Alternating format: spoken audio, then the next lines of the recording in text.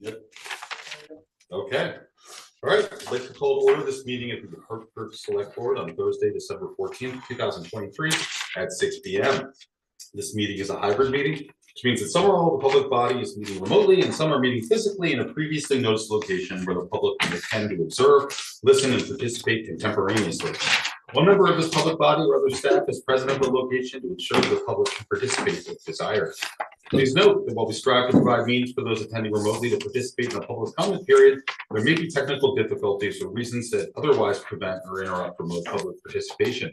Therefore, it's important to note that the open meeting law only ensures the public's right to participate and comment at a public meeting by attending at the designated physical location as posted in the notice and agenda. If a member of the public or of the public body has technical difficulties accessing this meeting remotely, please alert us by email at selectboard@hartford-bt.org.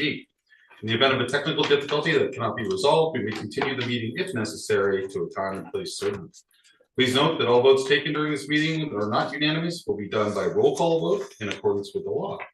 Required by open meeting law, let's start the meeting by taking a roll call attendance of all members participating in the meeting and have those members attending remotely identify themselves to ensure that they can hear and be heard throughout the meeting. All right, Lanny? I'm here, Mike. Rocket? Present. Allie? Here. Mary? Here. Dan? Okay, Dan is absent. Kim? Here. And I am here. All right. First item is the Pledge of Allegiance. Would anyone like to lead us this evening? I'll be happy to. Okay, and Rocket? I pledge allegiance to the flag of the United States of America and to the republic for which it stands, one nation under God, indivisible, with liberty and justice for all. Thank you, Rocket. Order of agenda, I see no changes. Select board, all right, public comments. We'll start with people in the room and then hear from those attending by Zoom.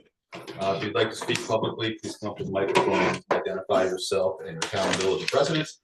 You'll have 5 minutes to speak. Please refer to the select board as a whole and no personal attacks. Anyone in the room? Seeing none, anyone on Zoom? No hands up at the moment. All right, we'll conclude public comments and get to budget review wrap up number 2. John, I'll turn it over to you for opening remarks. Just a few, Mr. Chair. Of course, it's your budget, and we're just here to help you arrive at the budget that you would like to present to the voters.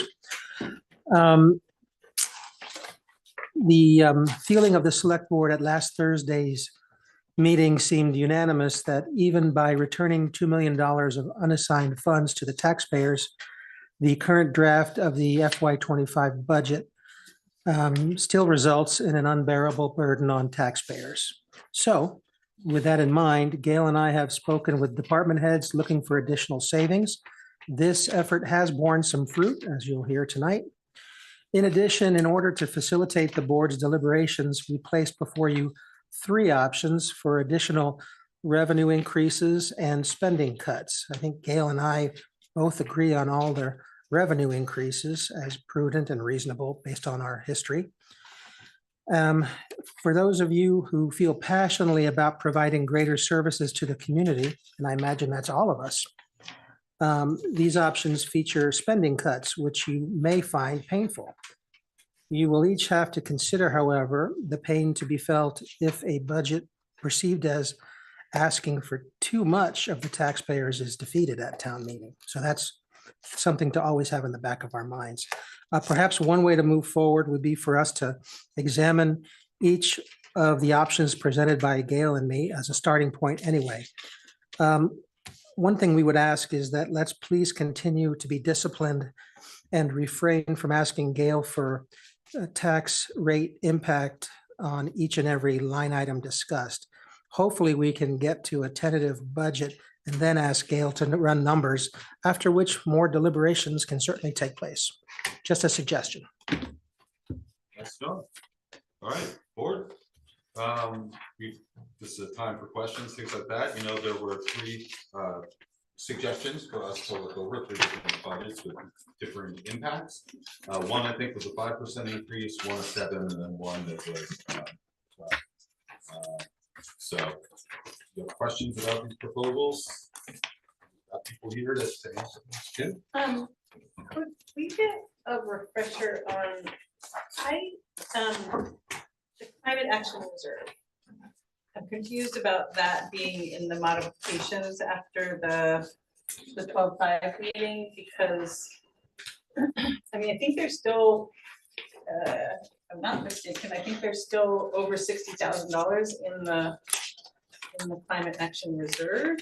So I'm not, and I remember the John Reed request, I think, was for the conservation, or for the climate action steering team, that was like 5,000. I'm not sure. That's kind of what I took away from that meeting, but it was late in the evening and there was some confusion around the room.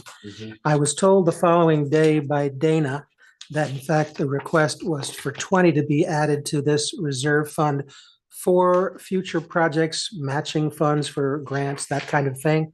And I think we asked for Ally, who apparently takes great notes. And I think you had confirmed that it was 20 as well. Is that correct? I had that in my notes. Yeah.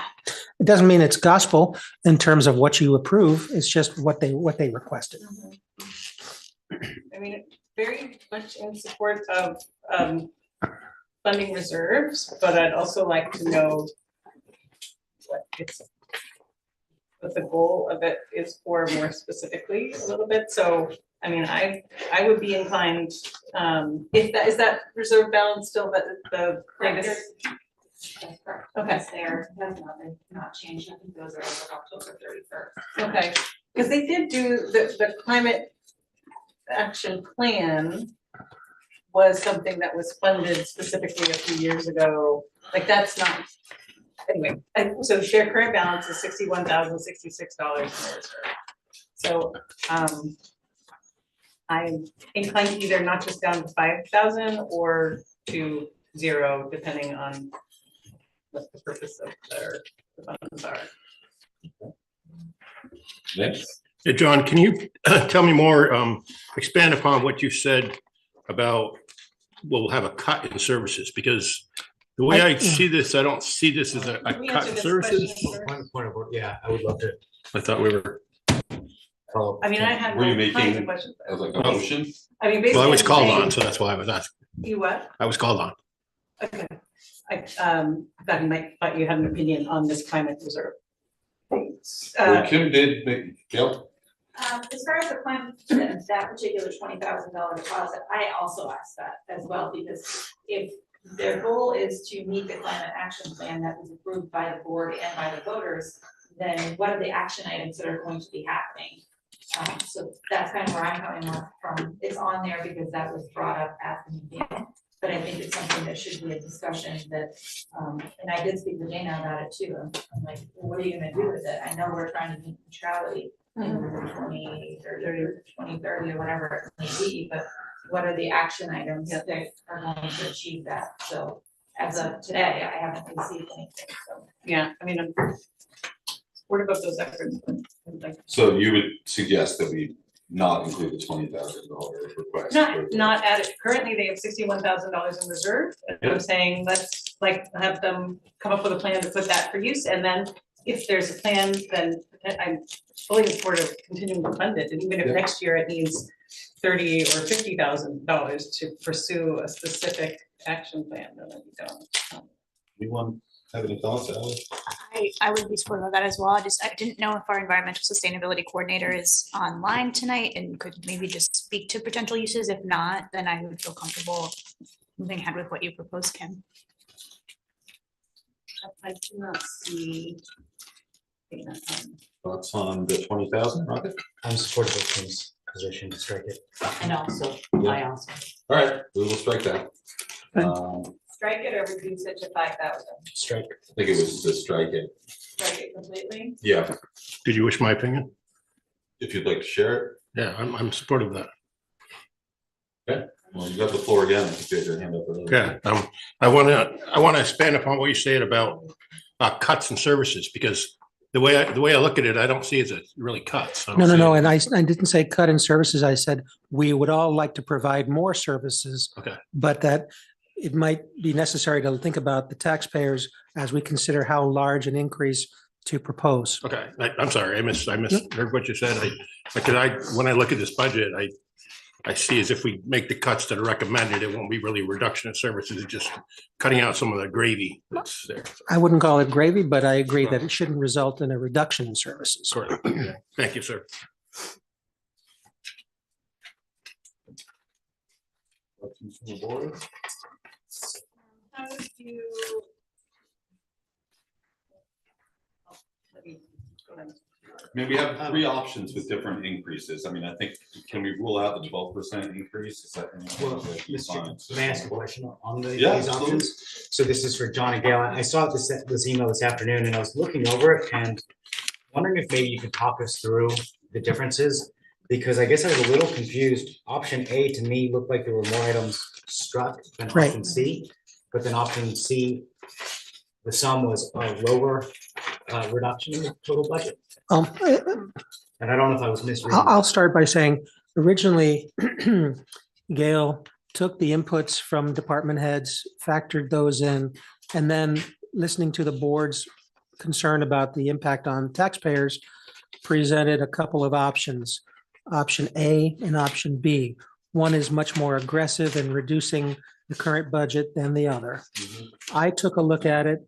I tried to put my kind of political antenna up and thought about ways where we could have a middle ground between those two and add some positions, but not all the ones requested. And that is option C. But what I think it might be helpful to do is, you're right, in terms of Gail's memo, we could talk about each of the items that we've looked at more closely and that are included in all three, or at least some of the options. So for example, we could start with the revenue increases, which I think we all agree can be made.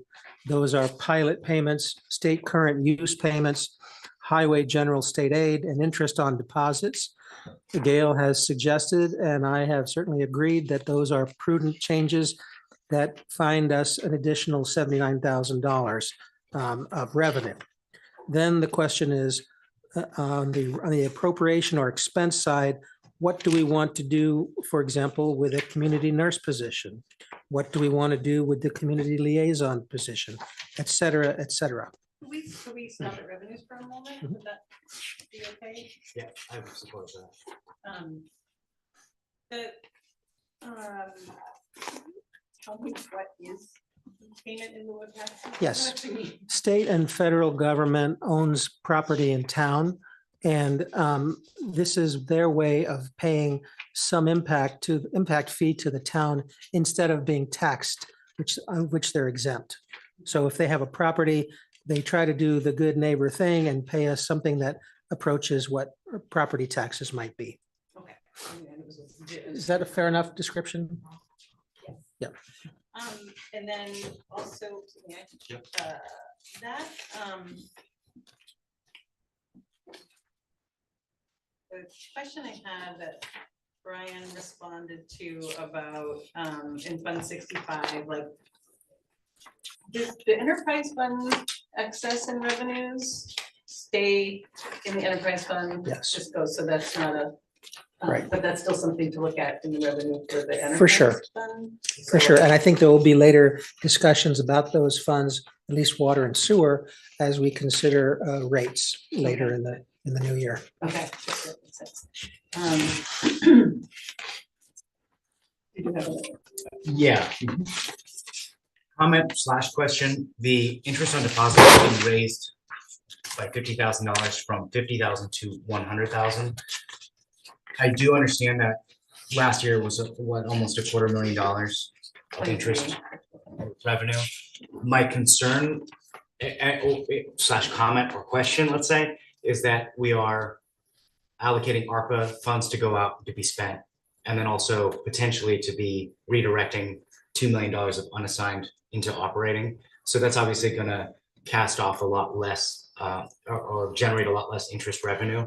Do you think we still have that margin of safety to estimate that 100? Probably a better question for Gail, but my only hack at it would be that we were looking at 0.25% interest rate, and I think now we're 1.5. So that's like a 600% increase in the Sure. amount of interest Okay. so on whatever balance there is, but Gail might take it from there. Other funds are in Fund 25, they're not in Fund 10.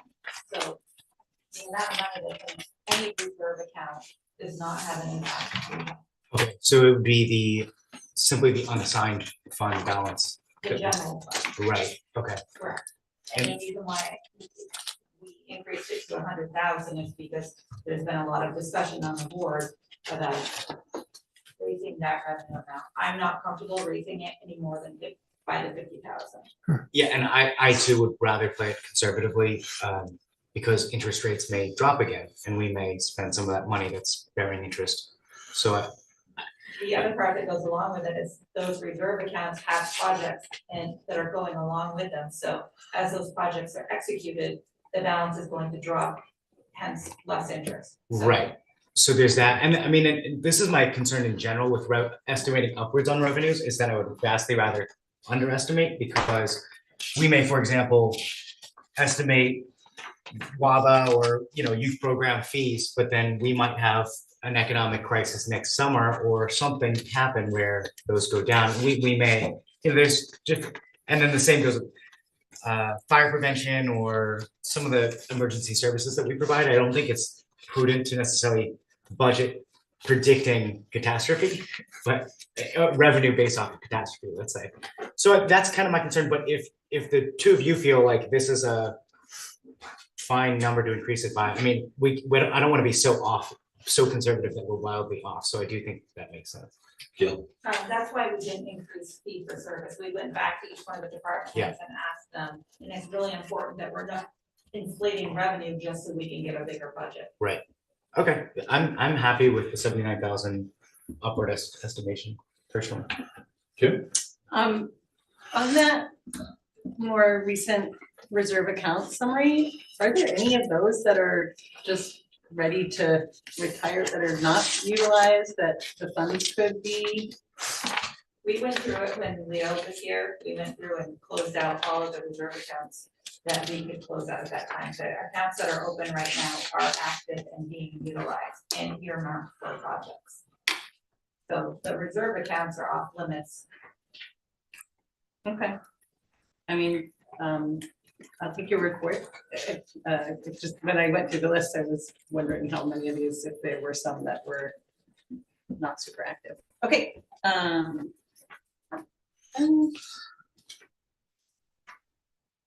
Lenny? Yeah, on page 4 of this handout we received this afternoon, I'm not real attuned to acronyms. What is a department equipment for HPD? It says only replace 4 NDCs. What is MDC? Mobile data computers.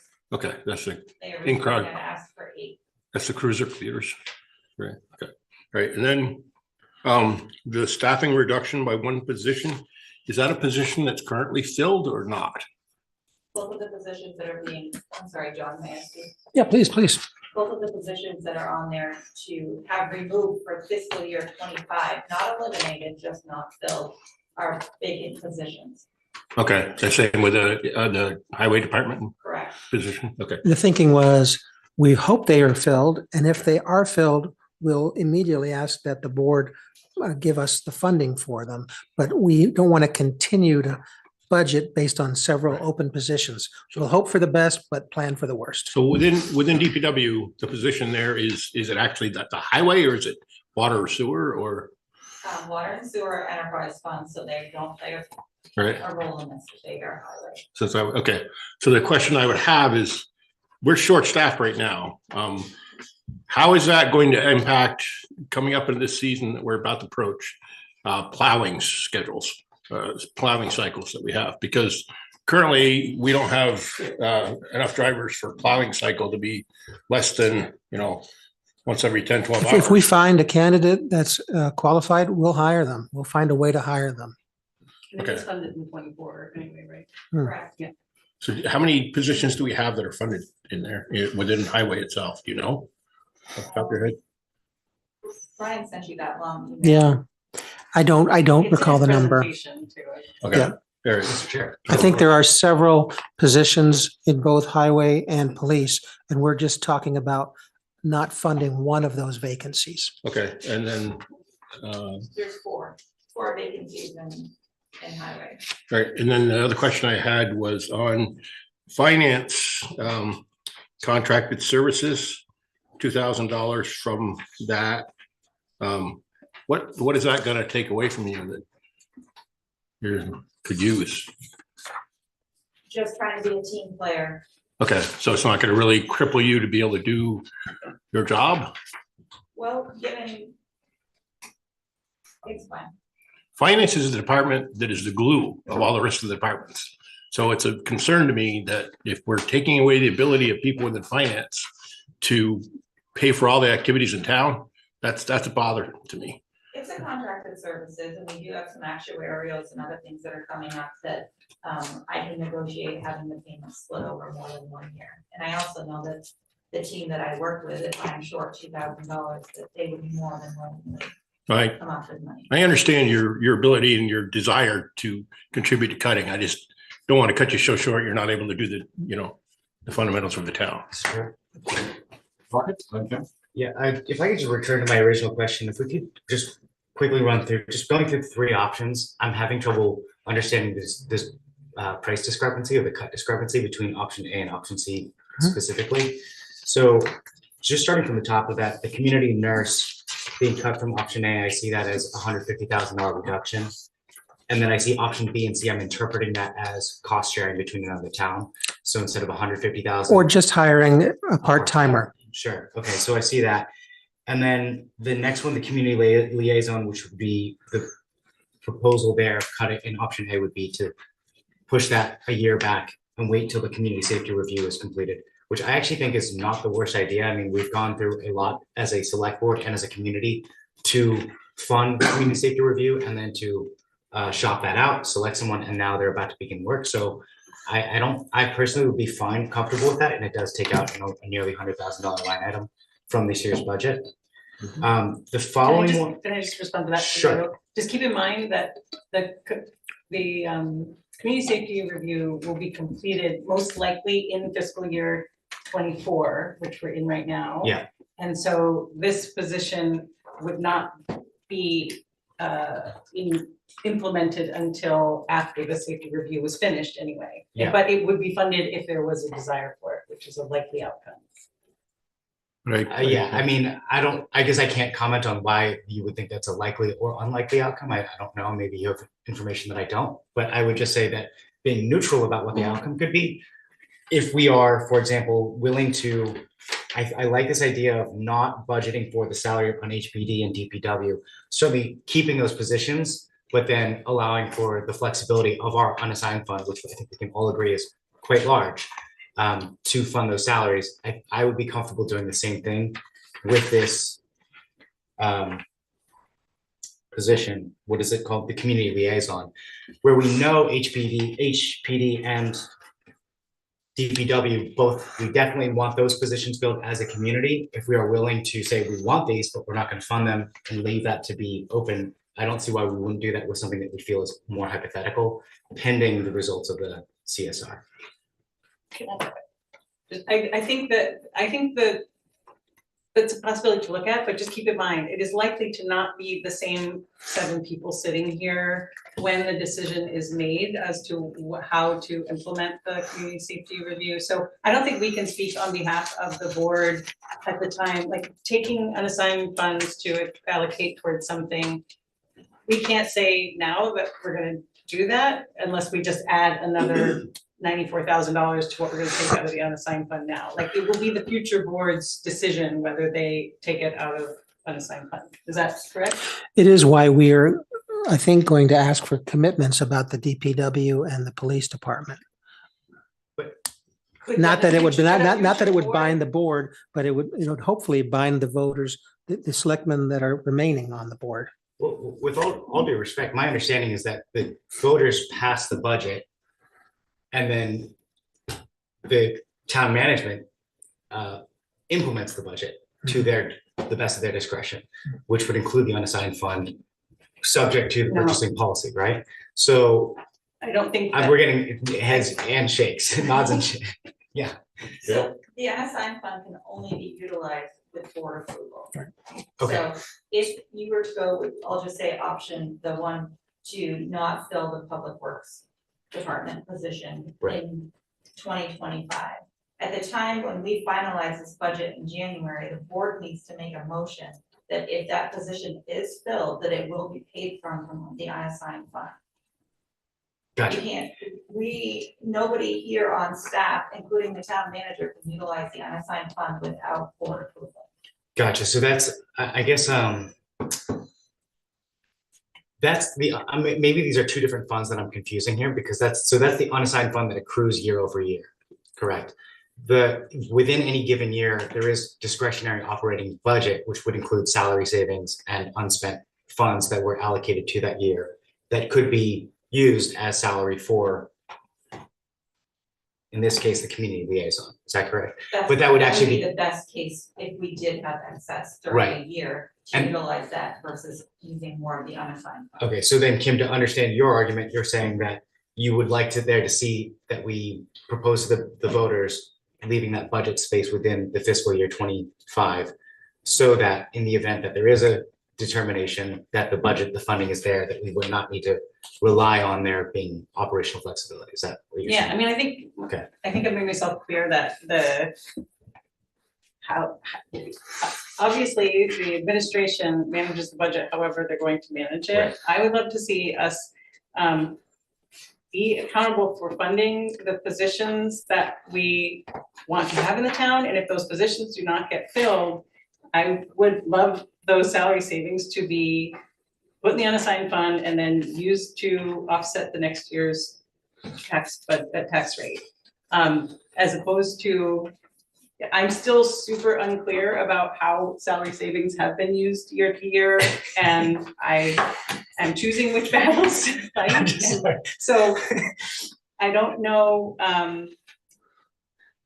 Well, yeah, it's gonna be up to the administration how that goes. So I'm saying, let's fund it because we want those positions, and I don't wanna say like, well, but if it does get filled, then we're gonna fund it a different way, let's just fund it, and then it's gonna increase the budget, and right. if it doesn't get filled, Okay. the money gets used to offset the next year. Mr. Chow, I'll be brief. I'm laughing because I've heard the phrase salary savings from you so many times this budget season. My understanding is that it just goes back to the No, general, it doesn't. it's all, No. where does it go? It's part of the operating budget that hasn't been spent, right? But it gets spent on other things, like including the sorry, I'm trying not to I am frustrated by this, and I'm gonna try to not be frustrated. Including the increases in salaries for the compensation study, including, let me pull up my, Is this, but Kim, if I can just ask you a clarifying question? Yeah. Is this any different than if we budget out, let's say $50,000 for salt through the winter, and the price of salt drops and we spend $30,000? That salt savings is $20,000. Are you suggesting that the salary savings of positions that were not filled gets allocated in a different way than the $20,000 does? Sometimes, not always, like if the cost of salt is a bunch more, salary savings could be used to pay for the more expensive salt. Can we get some clarification on this? Because my understanding is that it's all part of the same fund. Okay, you want to take a crack at it? We've tried many times and we're not necessarily always speaking the same language, so I will defer to the expert. I feel Kim's frustration because I'm extremely frustrated as well.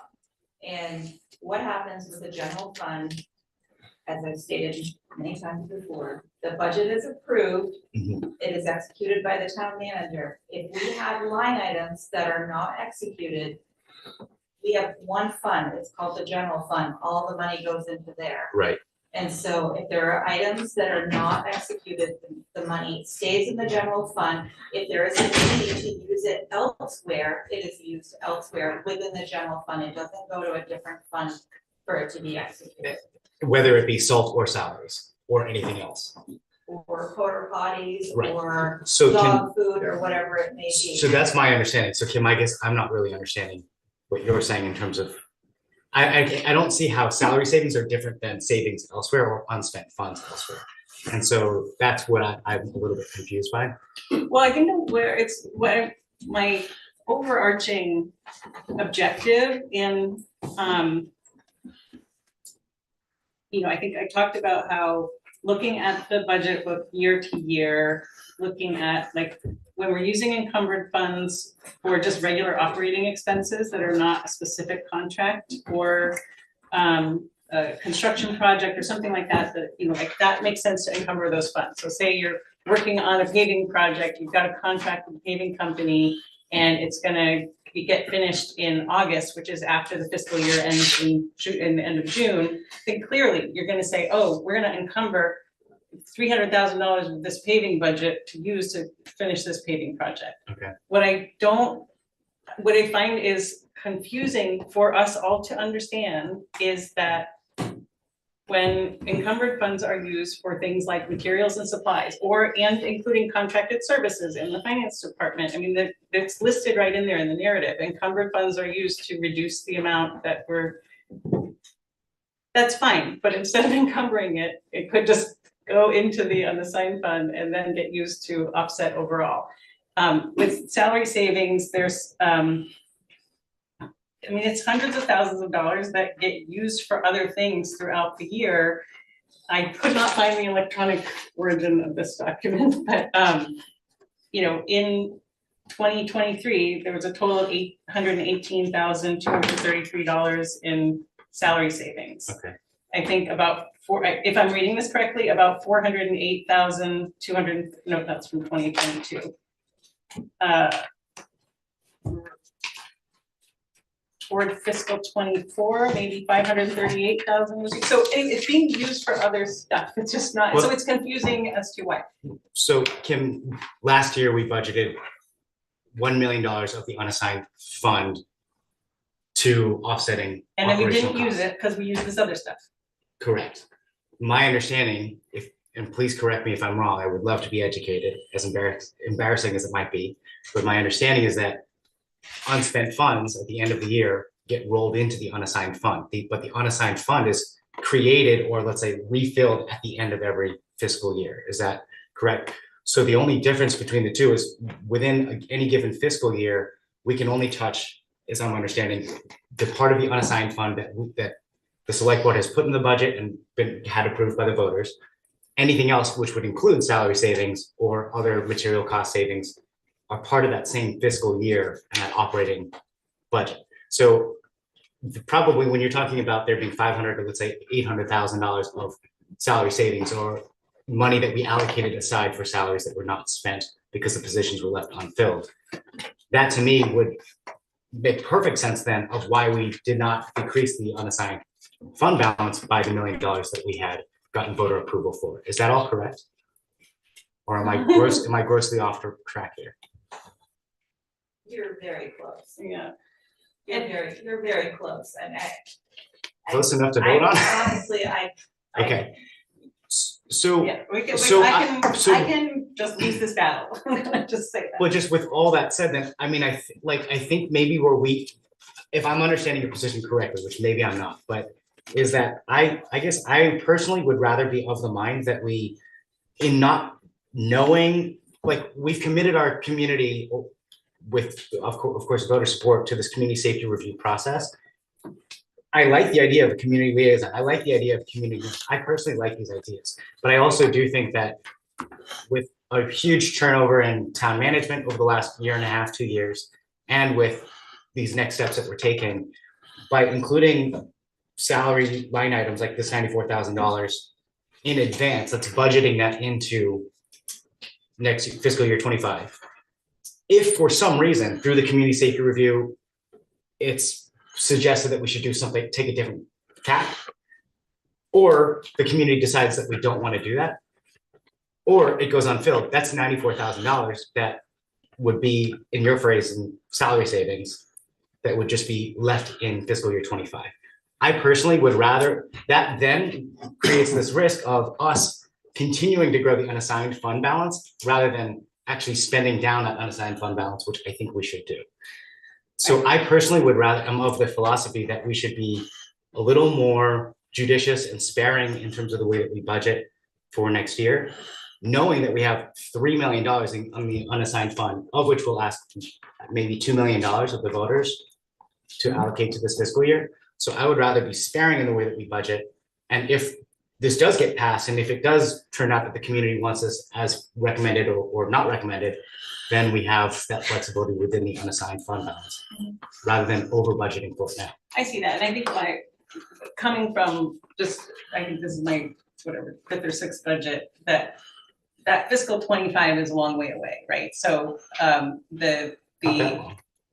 well, it does go pretty fast, but basically, like, if we do not fund for fiscal 25, then those positions will not be established that have, been endorsed by the departments also will not be established until potentially, if the future board decides to add it to the budget for, starting July 1st, 2025.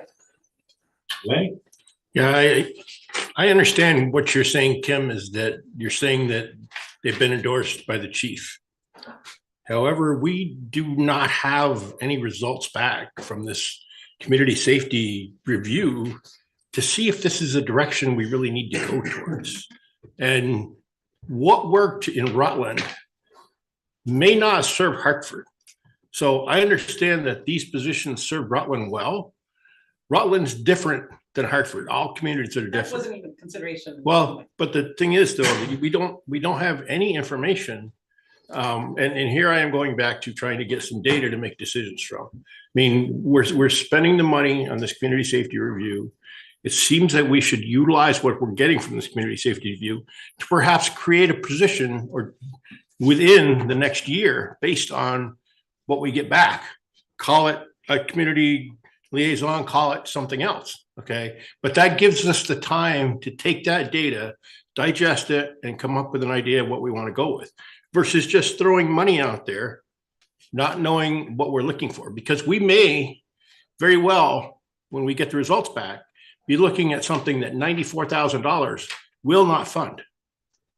Man. So to just put $94,000 in the budget for saying that no matter what, we're going to do this, not knowing what we need, I think is not very advantageous to the voters. In the interest of moving forward, may I propose a compromise? You may. Which is that I personally, I like the phrasing that we have for salaries and benefits with the board commitment, if filled, will be funded by unassigned funds, that we have for HBD and for the DPW. I like that phrasing. If we're gonna ask the voters for that permission, maybe. That's just if it gets filled though, but I mean, No, I understand. If I can finish. sorry. I understand your concern, Kim. I also probably agree with Lanny on not funding things before we are committed to it as a community. I do have a proposed compromise for community nurse. But so can we finish this Yeah. liaison Yes. since we just had a, I think that the way that we have it worded in this packet is sufficient enough to achieve the goals that we're looking for. Wait, you're talking about DPW and HPD. Well, I'm talking about community liaison. Let's remove it and then we'll see what the community safety review comes up with. Right, so then it Yeah. wouldn't be considered until the next budget. Right, yes. is in that event, are you just saying that we should probably just, I just saying remove if we it. were to take that tact, you would rather see it removed? Or, I would rather have it in there, but I'm one member of the board, so maybe the chair can get consensus. And then I do have a request for compromise on the community nurse. Okay, so we're talking about the community liaison, the 94,000, right? Do we want to leave it out of this one? Gail? Since I'm the one that recommended that we cut it, I just want to make sure that everybody's clear on why I recommended Yep. it. And that's because it is a new position, and historically, when any new position comes in front of the board, there is a discussion about, we take care of what we have instead, before we start something new. I think that the police chief provided a lot of information and the value to have the new position. And so I just want to make sure that it was clear that I didn't put it in there because I don't support it, because that's not the case. It's a matter because it's a new position, just like planning department had a new position and I recommended taking that out. So I just want to make sure that by me putting it on there, that you don't think that I'm supporting removing it. I put it on there as an option because it is a new position. Sure. So it seems like, but we are considering removing it. Do we have sufficient support to do that? Yeah. I mean, I'm opposed to removing it. Or oppose removing it? Okay. I'm also opposed to removing it. I would support removing it. I support removing it. I support removing it. Any? I support removing it. All right, so we've got support for moving the community liaison, at least from this budget. Kim, you said you were gonna provide, offer a compromise on the nurse? Yeah, so if, and I'd be interested to hear, Chief Finney thinks this could be a possibility, but if we did look at that option of sharing with another community, then I'm guessing it would be probably be a contracted position, and if that were the case, then we could potentially reallocate, there's like 32,000 or so encumbered for the wellness coordinator position. So that would then reduce it further to be, 40-something thousand. What do you think about that? Well, I haven't formally, other than the brief conversation we had with Hanover Town Manager, we haven't really entered into any formal sharing discussions at all, or what format that would look like. So I don't know 100% on the answer on if it would work or not. Mhm. We'd have to, partner with that community, find the right employee for that sharing. Do you think it could be a contracted position for the pilot? Sure, do I Just think because we could do this as a contract? I'm sure we could. I have not explored it to its fullest, but I'm sure that if you allocated a specific amount, we could, RFQ it out, just like we do with lots of different projects, and see what kind of scoping services we can get for that dollar. And I think it could be a way to introduce it that could develop into, I'd love to see it developed into a full-time position, but Sure. and Gail, is that correct, that if we did it that way, then we could reallocate the wellness coordinator? So I think it was, 32.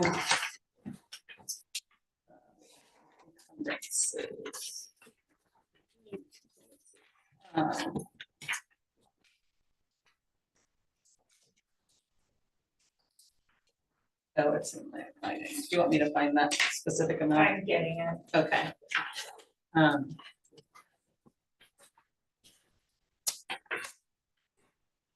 Anyway, so it's 32, it's 10/121/101/0400. Wellness coordinator, $32,682.54 was encumbered, and those funds be allocated toward the community nurse position. And Gail had said if it's a contract position, because that's what that was, then we could. So does the board have any thoughts about that? Sorry, can you reread that line item? Location. 10/121/101/0400.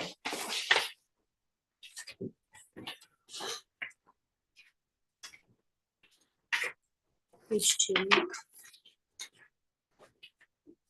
121 what? 121. 101. 101/0400. So in the,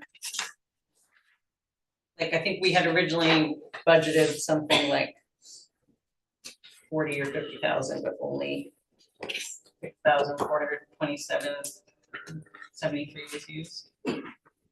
That's something. So originally it was budgeted 47,000 and 15,000 of it was used, leaving a balance of 32,682.51.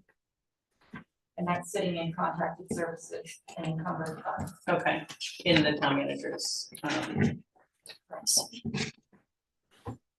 So Kim, is your proposal, like for the community nurse, that we keep some funding, but it's reduced by? It's reduced by that we can- $32,682. So 42 and change.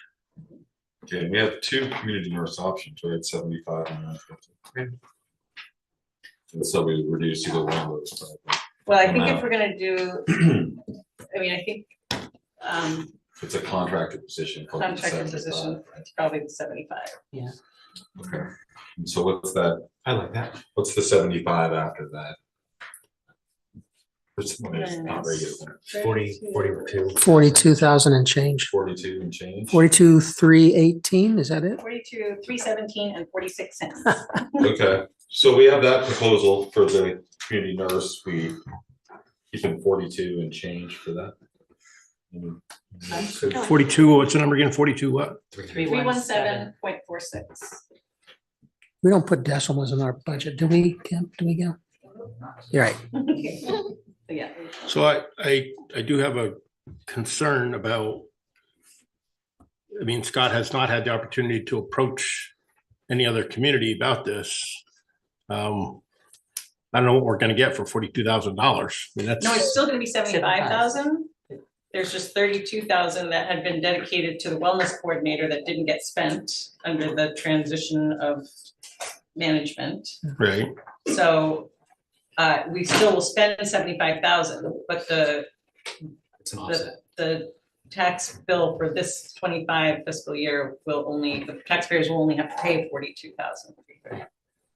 That's fine for this year, but then what happens next year? That's for next year. But that's the problem, is that we don't think, you're not thinking about the future of what the taxpayers of Hartford are gonna have to bear. Will be. You know, you don't But we just, can't- you can't just use money from this year to say we're gonna fund it from this year, so we'll have it, and then place the burden on next year's taxpayers. That's not fair to what's gonna happen in the future for us to say, we've got all this, look, we've got all this great money this year, so we're gonna create new positions for you, and we're just gonna dump it on you, and your tax bill's gonna rise astronomically next year. That's not fair to the taxpayers of Hartford. I don't agree with that. Well, where's the money gonna come from, Mr. Chair. Rocket. you know? Lanny, the original proposal was to consider the creation of a new. I understand that. Okay. What Kim has proposed and what Chief Cooney, if I'm understanding your position, has agreed is that it's possible that we can reduce that to a contract position instead of a full-time position. I understand that. I So understand that. what I personally like about this is that it doesn't commit the town to a new position that is now full-time in perpetuity. It's frankly a trial to see if it works for our community through a contracted service. And I like Kim's proposal, which is to use encumbered funds that are in town manager discretion under contracted services to offset this experiment, which I think is going to be, I have high hopes for it being a good, productive one. So This is where a little bit of history of the town of Hartford is essential. you know. Can you explain to me your perspective on why you think taking on a contracted position is committing the town to a multi-year commitment? Because every time the town has put on a new position in any way, shape, or form, that position is stuck, okay, with us. And the burden on the taxpayers is to pick up the salaries for that position. This is, if we get this contracted position going, and hopefully it goes well, okay? Hopefully it goes rather well, okay? But next year, that's gonna be turned into a full-time position, and then that's gonna hit the taxpayers hard. because of that. So is But it, that's the problem, is you're not thinking anything in the future. point of clarification, Lanny, is it your position that we just strike this entirely? If we don't have the funds to fund it correctly this year, I would strike it, What do you yes. mean we don't have the funds to fund it? If we cannot fund the position fully without going into all these other, So you would rather the 150 committing it to a full-time position? I would rather not do it at all. But if we can't I'm do just trying it, to understand your if we position. can't do it fully, to have it a full-time We did position. do it fully. If we can't do it fully at 115, I suggest not doing it at all. We can. Yeah. No, We can propose no, something. no, we can't. We cannot place the burden upon the taxpayers. You have to look at this. Yeah, we can, but it's not fair to the We can't, taxpayers. it's not that we can and we cannot. We are proposing it to the taxpayers. But you're not Let's see looking that at this position of what the taxpayers are able to bear. What the average citizen in the town of Hartford is able to bear for their taxes. You have to look at that position. I'm looking at it from the position of a taxpayer and what they're able to burden or bear for their taxes. Lynn, so I Okay. agree with. Ally has a Oh, sorry. comment. You guys Sorry. did. So I would be in support of Kim's proposal, and I think it's a wise use of those encumbered, the 32 and change encumbered funds for the purposes of trying this out this year, seeing how it goes. And then, next year, it's something where if we're seeing positive effects, then the taxpayers, the select board at the time can decide if that's something that is worth a commitment to fund fully or in whatever way they choose to fund. So I'm in support of this direction for sure. I am too, and everyone I have talked to, and these are people at Bugby and elsewhere, are very much in support of this. They probably would like a full-time, but I think, you know. Not we that I'm try not and in do the support of best this. that we Let can. me finish. You know, we do Well, the Mary's best that we addressing me, can. so. You know, who says we can't do certain things? I think, you know, the people make the choice. You know, we're trying to do the best of both worlds for our taxpayers. But we still have to fund things. And, you know, as I stated a long time ago when I addressed Gail, there are some things we have no control over. But these things we do have some control over, and that's why we're here, to try and figure this out. I support this as well. Yeah, just before your comment, Lenny, it looks like we have support for 42 and change. It's not that I do not support this position. I support this position. However, the challenge I find is to making sure that we fund it through the correct source of the budget so that we'll know it's there next year. If we want to make cuts somewhere else to be able to get $115,000 for this position, 50. I'm 150. I'm more than happy to do that. And I would be fully supportive of funding it at 150. Kim, and then we'll move on to some of the other items. I mean, one thing we may discover with the kind of a pilot program is that it might save the department $100,000 the first year in individual like ambulance calls and EMT, you know, like it's quite possible that this position could pay for itself easily in the first year. And so I just want to consider that in the equation, that it is likely to, if we can fill it, that's gonna be the hard part. It would be an interesting calculation to see if we can extend the depreciation cycle on the ambulance by not setting it up so much. It's hard to count calls I never go to. Yeah. But we can count a reduction. Calls that the community nurse goes to. Yeah, we can measure a reduction, but in any case, yeah, I'm supportive of this, and I appreciate that idea, because I think it's a good one. Just a question, sort of the formatting. So for the information officer, it's only being removed from option A, right? Or is it from B and C as well? I'm not sure. Okay, EMC is spreading it among or the enterprise, oh, sorry, you're not asking. go ahead, Gail, if you want to explain that one. No, just because I see the 60 under option A, like Right. taken out, but then nothing under B and C. So I just wondered, in B and C, It's do we include the 60,000? Yeah. So option A is removing it completely. Yeah. Option B and C spreads it across 5 funds. Okay. So it includes, instead of the general fund paying the full 60, the general fund will only pay 12, and then fund 50, 55, 60. Okay. No, that makes sense. That's Information helpful. officer, it's not just the general fund. Right. I mean, there are lots of things that need to be put out there that are specific to the enterprise funds. Okay, thanks. Rob? This is a question for the select board about the public information officer. I am wondering why we need it. And I'm not saying that we don't have good communication across the town. I'm not saying, you know, but sometimes I feel like opening more channels of communication actually makes things more complicated. I'm wondering if there's procedural improvements that we can make as a select board, or now that we have a new great full-time town manager that we might see operationalized through his office or staff. I'm a little confused in some respects, because if you ask the average citizen, you know, where they would find information, I don't think that their natural inclination would say, in any community, not just Hartford, oh, I will go find the public information officer, right? So, but in terms of actually distributing the information then, right? You want to say, we should probably maintain an updated website. We should probably be using traditional and modern means of communication, like the newspaper and social media and email lists. But I'm not like I think the public information officer would do some of that as well. right, That's but my and understanding. my Perhaps, question is, perhaps take over some of the functionality of maintaining the social media platforms. Dylan does great work, but he has lots of other things on his plate too. sure, and I'm just wondering though, if this is something worth the price tag of $60,000 a year, because So you're basically putting before us for consideration, taking out the 60,000 entirely thank you, yes. from budget. Lenny? It's hard to support an information officer when we don't have a job description or what the task that person's gonna do? We do. Where? We drafted one Where is it? kind of using the South Burlington and Montpelier templates that I've seen in the past. I had circulated it a while back, Lanny. I can send it to you again if that's Right. helpful. Annie. Yeah, go ahead, Alex. Or actually, yeah, sorry, I'm trying to do two things at once. So- So looking at the draft job description that John had shared with us previously, some of the things that this person could do can include developing and maintaining a communications plan for the town to, you know, promote and maintain transparency, engagement,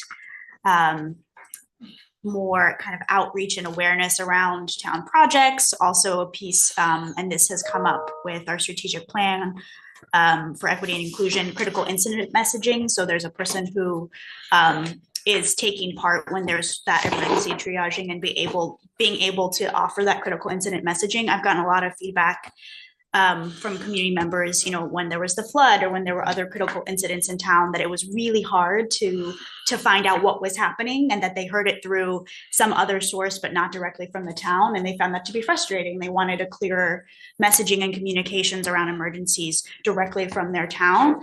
And some other things, you know, including more marketing and those sorts of things that just to kind of keep up with the times and to support, again, engagement. So I've heard a lot of positive feedback from folks as this has come in discussion, like, I'm so glad you're considering this. So I feel it's been a topic of conversation for a while. I feel very in support of this position.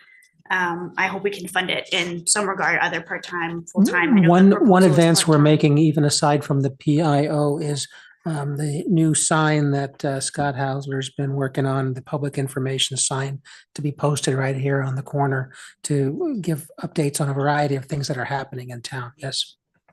Right? So, I mean, that's great to hear that. That is a step forward in the right direction. So with that said, I mean, we've got very positive changes being made in terms of public information. Why don't we see what our new town manager can do for public information access and distribution instead of just creating another position? We've just barely had John on the job here, not very long. And I mean, I would say he's still getting his feet under him. There's a lot of things going on in the town of Hartford. And I'm not going to say I don't want to say it's not a necessity, because it is a necessity to communicate, but he's trying to clean up a lot of fires first and get things squared away. And now that we hear this great thing happening, we're moving in a direction towards public information. So why don't we let him develop this a little bit more before we just say we're going to put somebody else in there? We have a proposal from Rocket to get rid of the 60. If I might maybe add that with a slight proposed amendment, which is that, I echo Lanny, I feel like we've made a lot of great changes in terms of town leadership. I would love to just see like a stability here, and what Gail was saying earlier, like, let's take care of what we have and then see where the real pain points are. Just to re-echo what I said, I don't really know, I'm not hearing from it, like, why can't someone email a select board member or email town management or call 911? I mean, like, it seems like there are a lot of ways to get information in the event that you need it, depending on what information you need. The other thing, though, is that for the price of $60,000, okay, my proposal is that we either strike it or that we go with a part-time contract position, just to try it out, same as we would with the community. Yes, thank you. Okay. Of the 1.4 million encumbered for contracted services, are there contracted services encumbered funds that could be used for communication that could be used for this purpose in fiscal 25? No. Then I would be in favor of splitting it up between the 5 funds of 12,000 apiece in each fund, and funding it as a contracted position, and the town manager can then decide when it comes to July 1st, 2024, what his communication needs are, and whether that involves contracting with a PR firm or a marketing agency or an individual who's going to manage the website and social media, then that could be your purview as to the best use of those funds. I think I shared with you that Tuck Business School study that is useful. I mean, I think it's not a all encompassing, but it basically was hearing from some members of the community how they wanted to communicate. And we've talked about this over and over again, where every piece of information from the town should be central on the town website. And then from there can be propagated out to listservs and social media and email, however those things. But someone needs to be responsible for managing all of the messaging that the town wants to represent, both emergency, social programming, all of the opportunities in the, for departments and permits and things like that. It needs to be centered there so that when they might come across it in another format, but if they're looking for it, they know where to look, and that would be my recommendation. So I guess the quote, Lanny? And what is the benefit of splitting it up among the 4 enterprise funds versus funding it all out of Fund 10? Because I understand that enterprise funds are supposed to be self-sufficient. I understand that. And I know that's the argument that it always goes to. But it's still a burden upon the taxpayers when they pay their bills. I mean, water bills and sewer bills, it has to take into account this increase in the water and sewer bills to pay for this person. So I would imagine it's the notion that, yes, all of these enterprise funds and the general fund would benefit from better communications. So why shouldn't they all contribute toward that goal? Just like with. I didn't know if there was any. Did you come up with that idea, Gail, or was that in your thought process behind that? That's exactly what John said. Just putting It's to be used townwide, very similar to town manager's salary. It's split across all the different funds. But either way, the taxpayers are having to pay. It's ratepayers for enterprise funds. Right, ratepayers. I understand that. That's But- not taxpayers. So Rocket, and then let's decide if it's. Yeah, so, I just want to, if this is related, but if we look at the administrative assistant salary, it's budgeted at just over $30,000. Page 2, line item 10, 121, 101, 300. Okay, where are you? Yeah. Page 2, about halfway down, administrative assistant salary. Not only does that strike me as low, but it also strikes me as something where an opportunity where there might be a great overlap between the town manager administrative assistant role, communicating information to us where we get our packets every week, so forth, and the roles and responsibilities of this public information officer. That's sort of. Well, we did point out in the past that the administrative assistant's salary is split between the town manager's office and delinquent tax Oh, okay. line item. Is it 50-50? I think it's 70-30. Okay, so thank you for that Yes. clarification. Yep. I also personally have worked with many PR firms and marketing firms, and they're pretty useless. They're middlemen that charge exorbitant fees and are not close to the action. And it adds a cook in the kitchen that does not know how to cook. And I kind of think that if there's a way for us to use town funds to support existing town staff to enhance and to better communicate the transfer of communication, the communication of public information, I would be in favor of that. It just seems like the proposal of adding someone from outside who does nothing except go around and buzz in everyone else's ear and bring that in and trip that out. It just seems very wasteful, to be honest. It's not to say, I do understand the need for good public information to be communicated in a clean way. I don't know that adding someone whose job is solely to do that is going to do anything. So I personally would settle for Kim, your suggestion, which is to keep it contracted position. I'm in debate about splitting amongst the funds, but I don't know, I guess I could do that, but I think keeping it contracted at the best. 60 in or 60 out? What do you think? Or I'm going 12 with and either 5. B or C, 12,000 between 5 budgets. So it's a total of 60, but it's split among 5 funds. Okay, we have consensus for that. And as a contracted position. Okay, Lanny? I don't, as of yet, see the need for it without our town manager being able to prove his abilities. Okay, Rocket, your thought? If it's 12,000 encumbered, through contracted services, Not encumbered. but through what then? So instead of taking 60,000 out of Fund 10, the general fund. Yeah. 12,000 would come out of the general fund, 12,000 would come out of Fund Okay, so not, 30, Yeah, so it would be Fund split. 50, Fund 55. The two water funds and the two sewer right, funds. okay. You're okay with that? All right. Yeah, I mean, I don't like it, but I do think that leaving that option, let's say, for the town managers. I'm fine with that. I don't disagree with you, by the way, about the PR and marketing firm, but I do think having a dedicated position for contracted position or whatever for, Okay, like, but Ally? still the town manager can decide. So, Well, hold on, let's just see. So we're going through Lanny does it again. so wait a minute. Well, hold on, Rocket, Ally, I'm supportive of splitting it through Mary? various funds, yeah. I'm supportive of splitting it, and I think that Okay. one thing that hasn't been taken into consideration is, Rocket, I think you said something about someone coming in from outside. How do you know there isn't someone here in our town, in our valley? That's not- that that's could not what I also mean. do- Okay, Okay. Kim, Yeah. you support it? Yep. I'm supportive. All right, so Wait we a minute. will put it I wanna- in. I wanna We're not speak on done. this. I wanna You speak can on this. speak- You can speak after this. I just wanna I want us to move forward, right? And so one thing is decide what we do with that, and we've decided. So go ahead. I'd like to speak on this though, Well, because. go ahead. Because when you look, anytime you look at adding positions, there's not just the adding positions. There's also finding a place for this person to live. And have we got room within the town hall? What, What is it?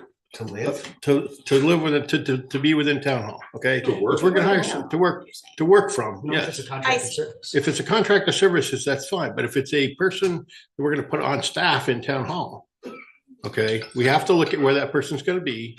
What's the cost for IT that's gonna be able to support this person? There's not just the cost of this dollar amount we're looking at. It's also cost of setting this person up to do their job. It is under contracted services currently in the budget, FYI. Okay, thank you. But do we have enough money there to cover the cost of setting this person up to do their job? And do we have a place within town hall for this person to do their job? Gail, do you have any thoughts on that? When we hire somebody under contract to perform contracted services, they do not live in town hall. That's They don't fine. Live on town property. They are normally, they have their own business, they have their own location. So having them housed in town hall or a town location would not be an issue for contracted service. So how effective is having somebody that lives off-site going to be for When you say communication of live, what's you mean happening? I think it needs work. What's that? You saying live, you mean work, right? Yes. Okay. Working off-site. How effective is that person going to be at communicating what's going on a day-to-day basis or week-to-week basis within the town of Hartford without having their boots on the ground? This is coming back to Rocket's point of, this is just a person that's, I would say Ally, and then let's I see support what other Rocket's items we saying wanna on this. discuss on these lists of right? withdrawal. or removal. I think we're getting Can't in see the it. weeds here on how someone would do their job, and that's not for us to get in the weeds about. And it seems like we have enough of a consensus, so Yeah. I would hope we would move forward. Ready? Okay, but any other items here from the suggested areas review we want to discuss? I would just love, I think either there's a typo or I'm misunderstanding, when, for the legal line in, this is finance, it says, there is FYE 25K in FYE 2024 with a current available balance of 18,621 plus an open first 23,166. Is there a word or two missing in there? I don't understand what that says. There is 25,000 that's available in FY 22 in the current budget that we're in. That has not I'm been. sorry, I wrote that wrong. So there's, in FY 24, we budgeted 25,000. Of that 25,000, and we're 6 months into the year, we have 18,000 available. And there's also 23,000 that's sitting in encumbered funds that we had anticipated using for a legal situation that did not happen. Okay. But we did not know that until after the encumbrances were done, so we included it. So I'm saying that between those two, you have $40,000 that you could use in FY 25. Okay. And that's why I'm recommending that you take the 25 out. Is, could one request be, like, I think that sounds great. One request could be that in the finalized budget, that once it's approved, if it's approved, that gets published, or even the ones for the voters, that when it does, like, so say we zero that 25 out in the budget, and same thing would we take the 60,000 out of encumbered funds. Could the note about the narrative with the encumbrances being used remain in there so that at least that message of why it was zero gets historically contexted? The town report doesn't include all the details. Maybe And not the if we town were to include the details for all of this, the town report, I mean, you're talking a substantial amount more money, because we're condensing it down to half the number of pages for the general fund. and the enterprise fund. Well, but maybe even not for the town report, but for like whatever the final budget that's posted digitally on the town website that's publicly accessible as well. I mean, there could even be You could certainly do that, and all the books that you get all have that in there as well. Right. Detail. When any member of the public that is curious is to say, like, why didn't the town budget for legal services, or why didn't the town budget for communications again? I just want that context to be accessible for not just the board members and our physical paper books, but so, I mean, that would be a compromise that I would find to be really valuable. Anybody can come in and ask for a copy of the detailed version, it's a matter of printing them that is Right. so expensive, But so if it's available, if it's accessible online, it's just like, that, and then anyone who doesn't have internet access can certainly ask for a paper version. I think that would be a minimal number of people. Anyway, I would love that to be a formal request, to request, not direct, but just request that be considered.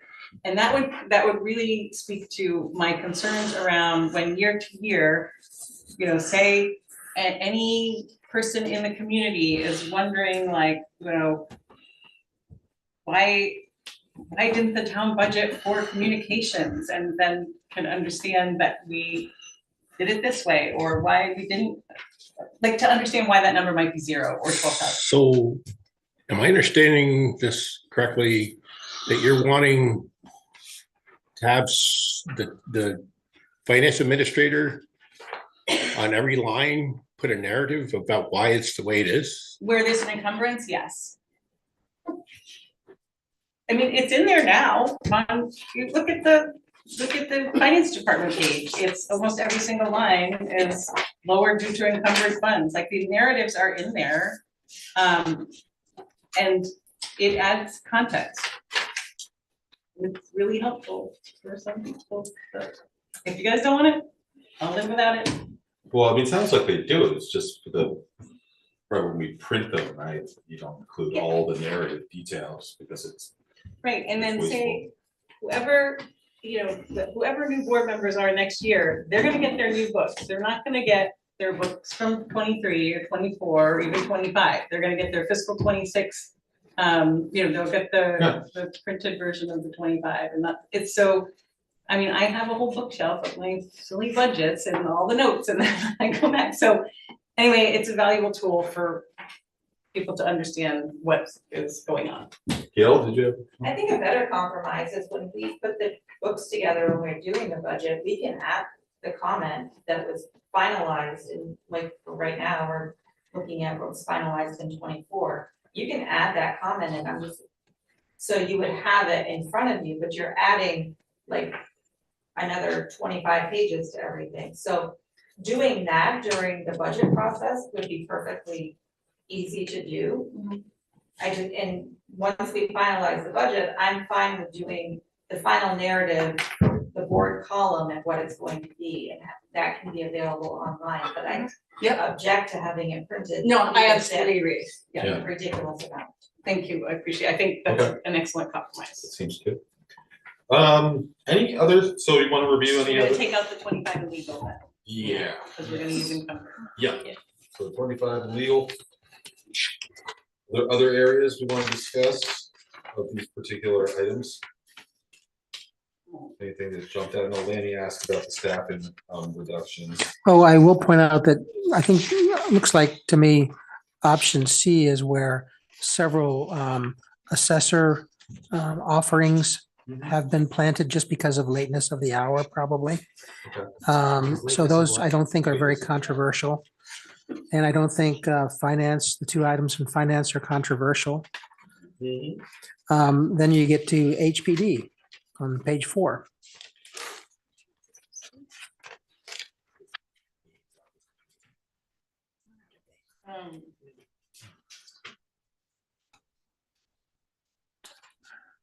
And not that you need to be guided by that, but the first 5 or 6 line items, both of Gail's options and mine are the same.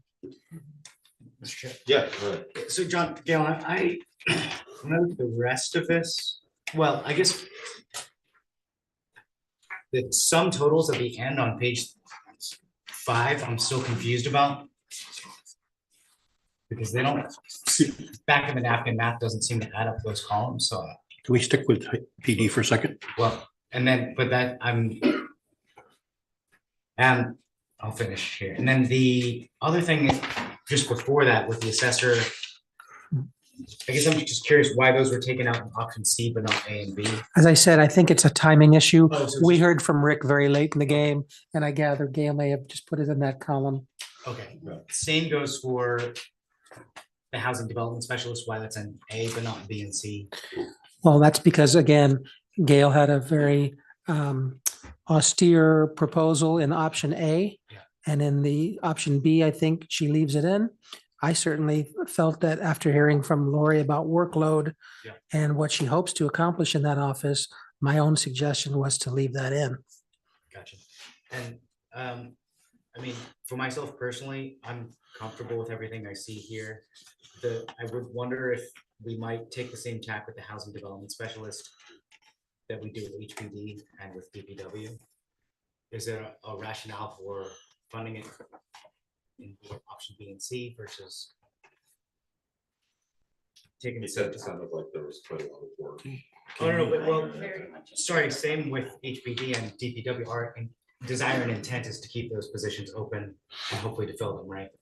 But rather than budgeting for them, we would just sort of earmark them if salaries and benefits. Also, if we found the right candidate. we could Yeah, find exactly. Once it's filled, we would fund that through the unassigned fund. Is that? I'm just wondering if there's a difference in rationale from, No, highway and highway and the police were the same rationale. so then maybe we can do the same, apply the same logic here. And it Well, also to planning, I don't know, that's up to you. I hadn't considered that. Lanny, then Gail? I want to step back here to the PD. Because one of the things that I found that's, to me, is a little disturbing is that a cut in recruitment and training. And one of the, you can correct me if I'm wrong, Chief Sheldon, but one of the things that we have, that I see as a difficulty, and I'm looking at from an outsider's eyes, is the fact that we have a department right across the river that's offering a $3,000 bonus. 30. 30, well, even more, $30,000 then. Okay, so $30,000. So why we would not want to keep our recruitment and training budget at the level that was, at 4510 or 46 is beyond me. I think if anything, within the police department, we should be spending money on is recruitment and retention, and recruitment and training is part of that. I mean, that's the one thing that we really need to have the money spent on Perhaps the in chief order to could, get the good officers. perhaps the chief I'd could like speak Chief to that. Sheldon's input on Point that. of clarification, this is a bit apples and oranges, right? Because that's $1,500 being struck here, not. Yeah. Well, I understand that, but why are we cutting it? I'm just saying that to compare it to a $30,000 signing bonus across the river is apples. and Well, why would we cut anything though? That's my point. This is where we want to maintain a high level of, within our police I department. think Why are we that's a fair cutting question to anything? ask. I think comparing Trace, if training, you want to weigh in, $1,500. you can, then we'll hear from Gail. Then we'll get back to the housing development specialist. Yeah, if you'd Go to like. the microphone, chief. Chief,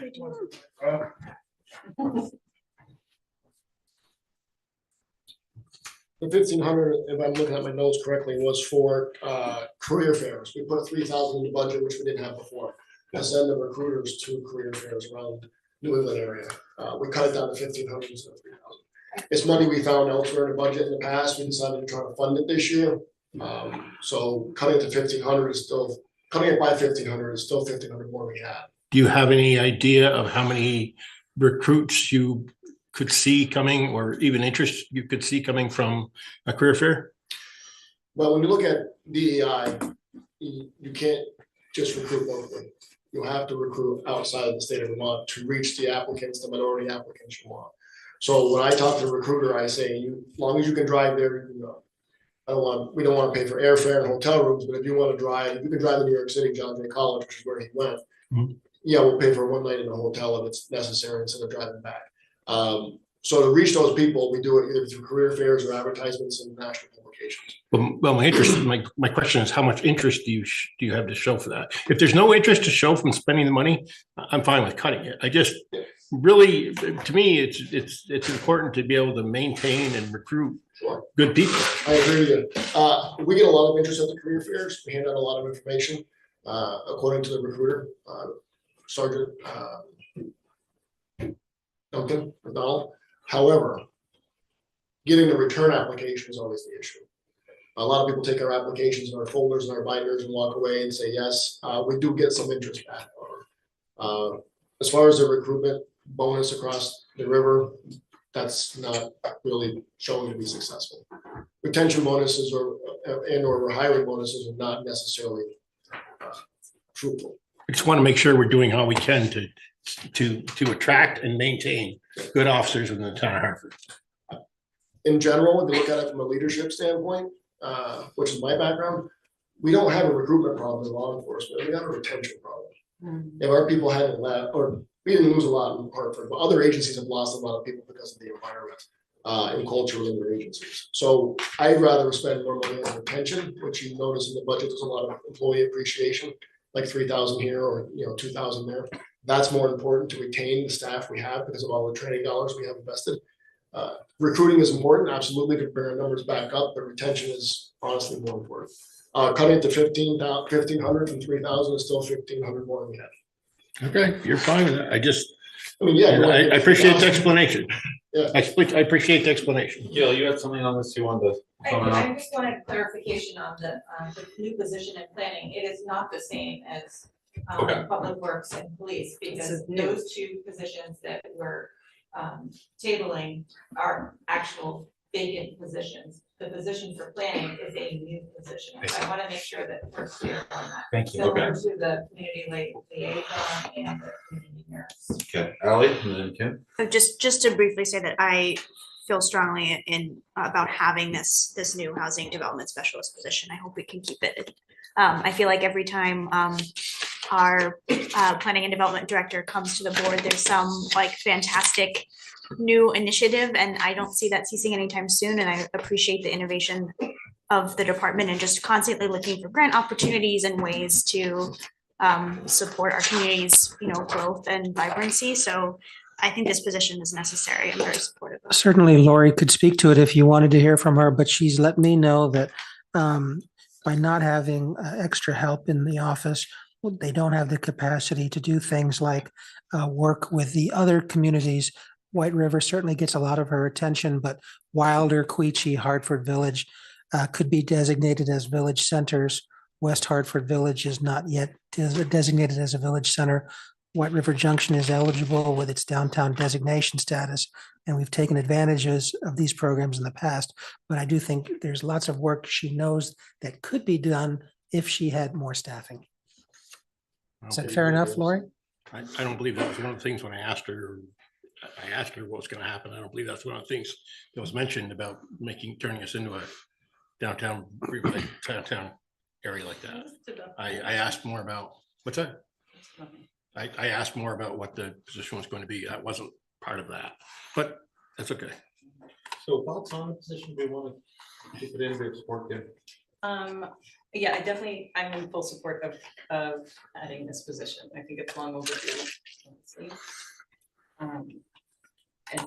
And then I had some follow-up with the other position, think we want to do this. up. Yeah, let's just. I support keeping the position, funding the position.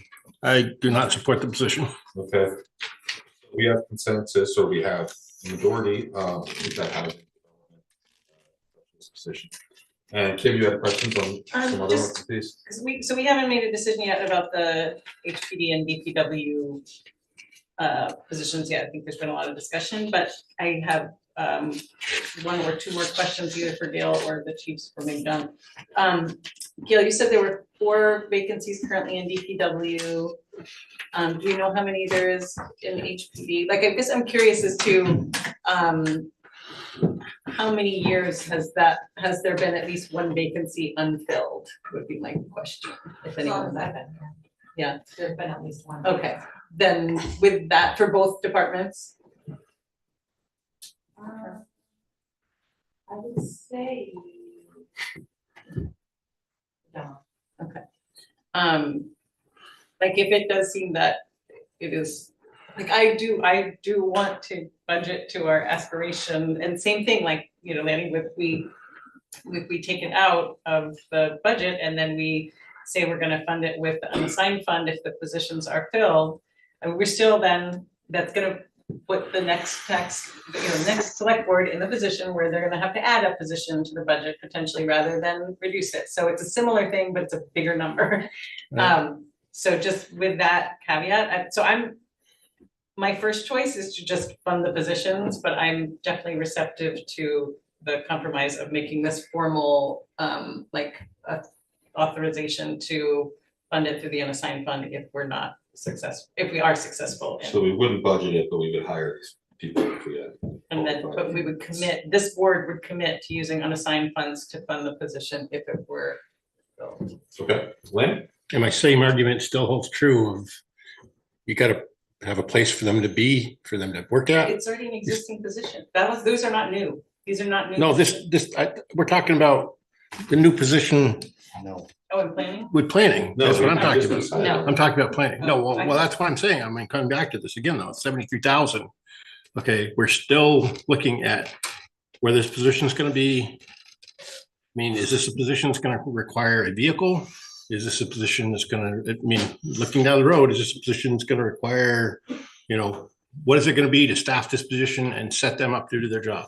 There's not just the initial 73.5 for the person. You gotta look at everything that goes along with the position. Oh, Yeah, I appreciate that consideration, Lanny, and I also I feel confident that any new positions that are proposed are ones that department heads are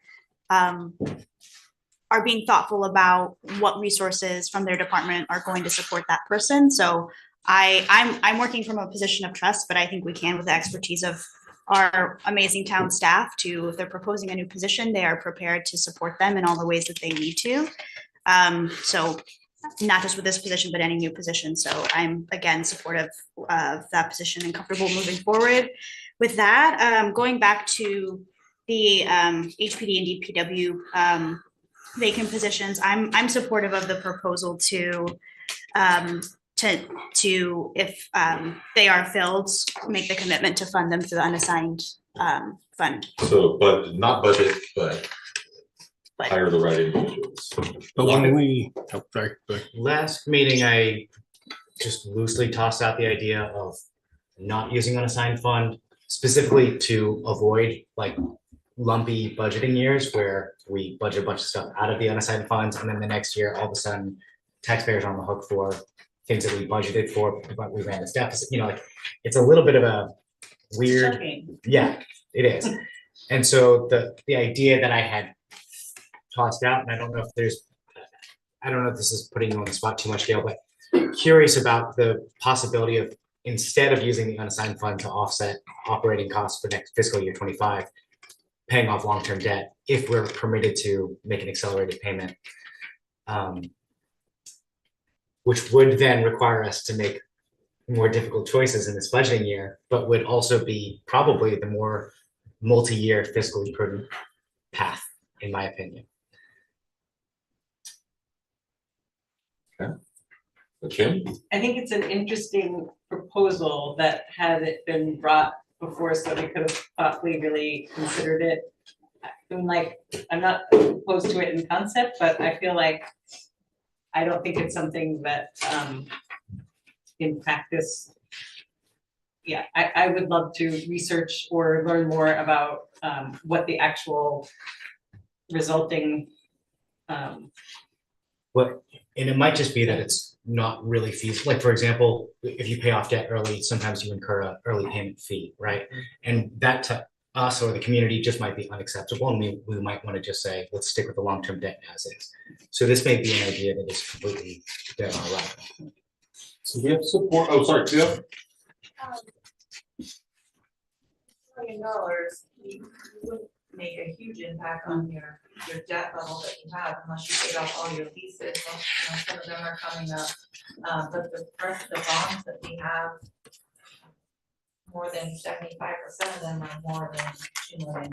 So by paying them off, you're saving, the annual payment on them are 100,000, 200,000. So you're giving up $2 million, say, in the unassigned fund to gain not making $200,000 a year. Well, I guess my counter to that would be that it's not really so much about saving on the annual payments. It's more of making sure that we're holding ourselves accountable to budgeting this year in a responsible way so that the select board next year is operating within the same. Because let's just say we allocate $2 million of the unassigned fund to this year's budget year. And let's just say somehow the town spent exactly what we budgeted. Well, next year, the unassigned fund balance would be $1 million. But the budget would be $22 million or $21 million. And so what we taxed this year might be 18, but then what we might need to tax, less revenues, but what we might need to tax next year might jump $2 million. So I do think that you're raising a good point, and I do think that it might be a bit of a painful but important exercise for us. I am bringing this up late to at least consider that. So that's one. But then at the other aspect of reallocating this towards long-term debt instead is that depending on the interest rates of the debt that we're paying, it is very likely that we're paying higher interest rates than 1.5%. So the interest that fund is bearing right now is lower than the interest rates that we're paying. So in some ways, it's a fiscally prudent decision to not hold the cash, but rather to pay down debt on an accelerated fashion if we can, if it's costing us interest rates that are higher than the debt which we're bearing now. Kim, then Lanny, and then we'll decide whether we want to not budget for these two existing unfilled positions. Kim and then. Okay, I just want to re-emphasize a desire to establish a capital planning policy for the town that I hope we can, I'm happy to help work on that development or whatever the capacity is, but that There is something in place. I just need to talk with Gail about what it is and how we can improve whatever there is. yeah, so anyway, I feel like that would be the kind of discussion that would be around a capital planning policy and budget. Lanny? Yeah, Gail, you have a running total guesstimate of where we're at for slash money so far? Just want to see where we're coming at close to for. John asked us at the beginning. Yeah. Ask that. Can we wait until we have made a few more decisions? Well, I'm not asking for a exact percentage wise. I would just wonder if there was some sort of dollar The amount. only item that you removed that was currently sitting in the budget at the beginning number that we had is the legal. No, and the, 94,000. and the, Those positions were not already in the budget, they're new. Oh, So we're still, You added them on 12.5. yeah, so we haven't made a dent in this thing. wait, no, but the public information officer was in the 12.5 budget. I mean, in the, 48 there, yeah, okay, yeah, so sorry, just one place. so you have 48 and 25. Yeah, so you haven't even made a That dent in were- this budget. That we've physically taken out of your book. Yeah. But there's a lot of decisions you haven't made yet. So Yeah, but it's, there's a long laundry list of And choices. you've added. No, but, yeah. yeah, and exactly. you've added, It's the ridiculous. community nurse at a rate of 42,000. Just, Okay, so the question is whether for these, the PD and the DPW positions, we want to not budget for them. And then if we do, get qualified applicants. Does anyone support that? I'm fine with that. Yeah, I think everyone supports I that. think, as long as it's really explicit, we will have a recorded motion. And Absolutely, it has to be. Okay. Okay, before we take our break, any other items on this list that we want to discuss? Yeah, Okay, Kim, go ahead. is the, Page number first. page number 5 of this memo from today. Okay. Is the transfer out highway equipment using ARPA, would that use up the money that, so the housing program would not be possible if we do this? Correct. I think I'm okay with that, I just want to make sure that was explicit and that the board was recognizing that kind of trade-off. Perhaps you'd want to have some more discussion about it, but my only thought is, in terms of making progress and allowing Gail to have more to work with, maybe at the end of page 3 to the middle of page 4, we can all agree that those are fairly non-controversial reductions in the budget that if you were to approve, Gail could start incorporating into.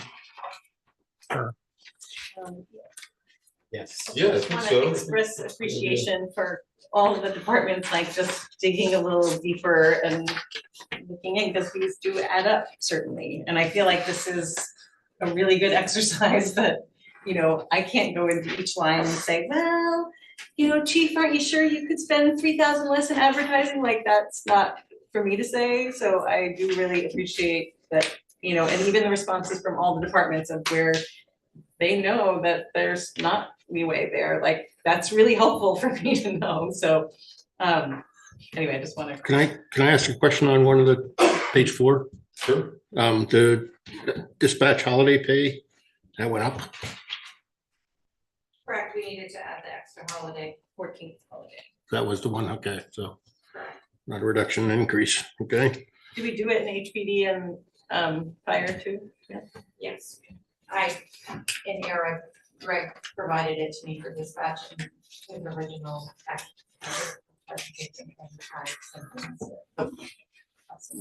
Any questions on these?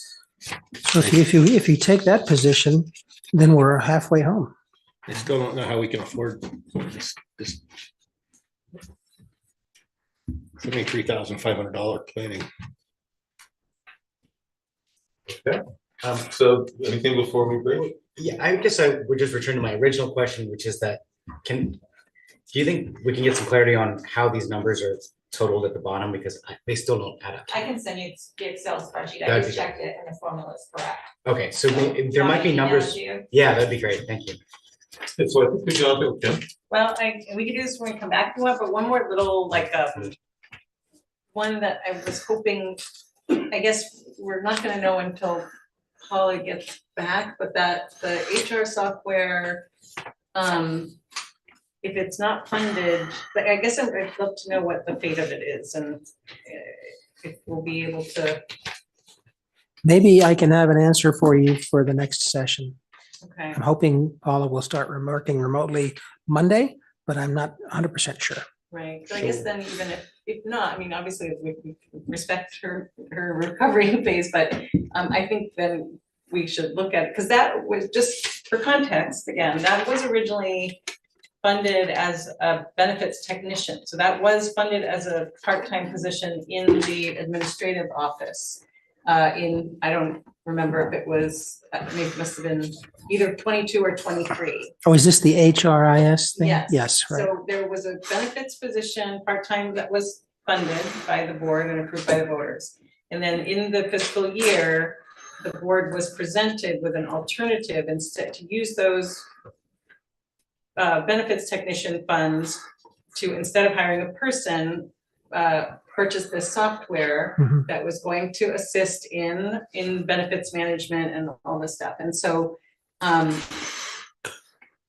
I think there is a need there for either a benefits technician or an HR stuff, you know, because then what happened, of course, was there was a leadership transition and the HR director was just, you know, we had asked about it a few times for an update, and they were overwhelmed in their, oh, I shouldn't say overwhelmed, but they were at capacity and not able to really dive into implementing the new software at the time. So I just don't want us to just let it drop off and not. Right. So figure what are you out- asking for then? I guess, what do you, I'm asking for, there's funds that were spent to buy the software that I don't think we use, that is, I think, an ongoing contract. Maybe, I don't know if Dylan knows anything about this, but in any case, I want to know what the fate of either a part-time position or HR software in the administrator's office is. Just to remind me, is it in the current budget? Let me In see. other words, has Paula asked for it to be continued? In the current FY 24 budget or the 25? 25. 10-121-382, so it was under contracted services, and it might have just been in 20, let's see, 10-121-318. Page 3. Yeah. No, it is not. So, but it was in there. is that a one-time purchase on software? Is that, The one above that, Dylan, do you know the answer? it's contracted services. It's my understanding that there was a refund that I don't know the status of, but that was the last that I had heard.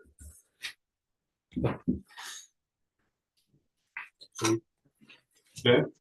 And if I had my old budget book with me, which I left at home. I have the 24 narrative if you want me to read that. Sure. So for the 24 narrative, it's HR information system, the actual cost is $14,400, but they're giving us a $5,000 credit in 2024. And depending on if this program is still functional, then it'll cost us $9,400 in this year. But if it's not in the 25 budget, I'm guessing that we're not pursuing it. But I think that is a question that's best suited for the HR director. I don't think that the IT director or myself would be in a position. Sure. I mean, So- I just don't want us to close this budget cycle without, because if there is a need in that office for either an assistant or a software, then we should fund it. Well, Paula did attend these early sessions with department heads, and she did produce a requested budget, and this is reflected in the budget book you have. So So I'm- Paula had a chance to make any changes to what's been presented. I'd still like to follow up on I'm Okay. confused on something though, if I may. We have software that we purchased that requires a maintenance contract on? Or don't? Again, I think it's best if it's answered by the HR director. Neither myself nor Dylan are the IT director. Okay, I mean, I'm not, that's fair, I think but it that's a is, question for John to follow up with Yeah, the HR director. but it is a little, I mean, I guess on kids' behalf, it is a little disturbing if we have bought software, we have a maintenance contract, if that's happening, and I can't say it is, But so. we do, I mean, in general, we've had this conversation every budget cycle. We have lots of software. Oh, I understand. We have a maintenance contract on every year. But it's utilized, so. That If is we have, correct. yeah, if we have software that's not utilized and we're paying a maintenance contract on it, that's what's troubling. So, and again, it's not fair to put you or Dylan under the gun because you don't know. Okay, so I think we've answered these sort of questions. We've reviewed them. We can take a break. We'll come back. Can we not take a break and did you all agree that we were going to, the items that John mentioned at the bottom of page? Finance, 20? assessor, some HPD, Yeah, up to like everybody was fine. the four MDCs. And Mr. then after that, we have more discussions on the rest of it. I'm not fine on planning. I can do that. Your numbers look right. I did it again. Sorry to keep asking. Well, we did look on page 5. It's I my think bad. the only thing anyone brought up was Kim making sure we understood that if we use ARPA, we're not gonna fund the housing. And that's why I suggested that you want to have some more conversation about that, because we do have Lori here, and I don't know if you've decided that yet. Have you? What is what is the highway equipment? Go to page 62, you're looking to replace the backhoe. Okay. So the total that they have in there is 320,000, and we used to choose 70, 899. they would be able to.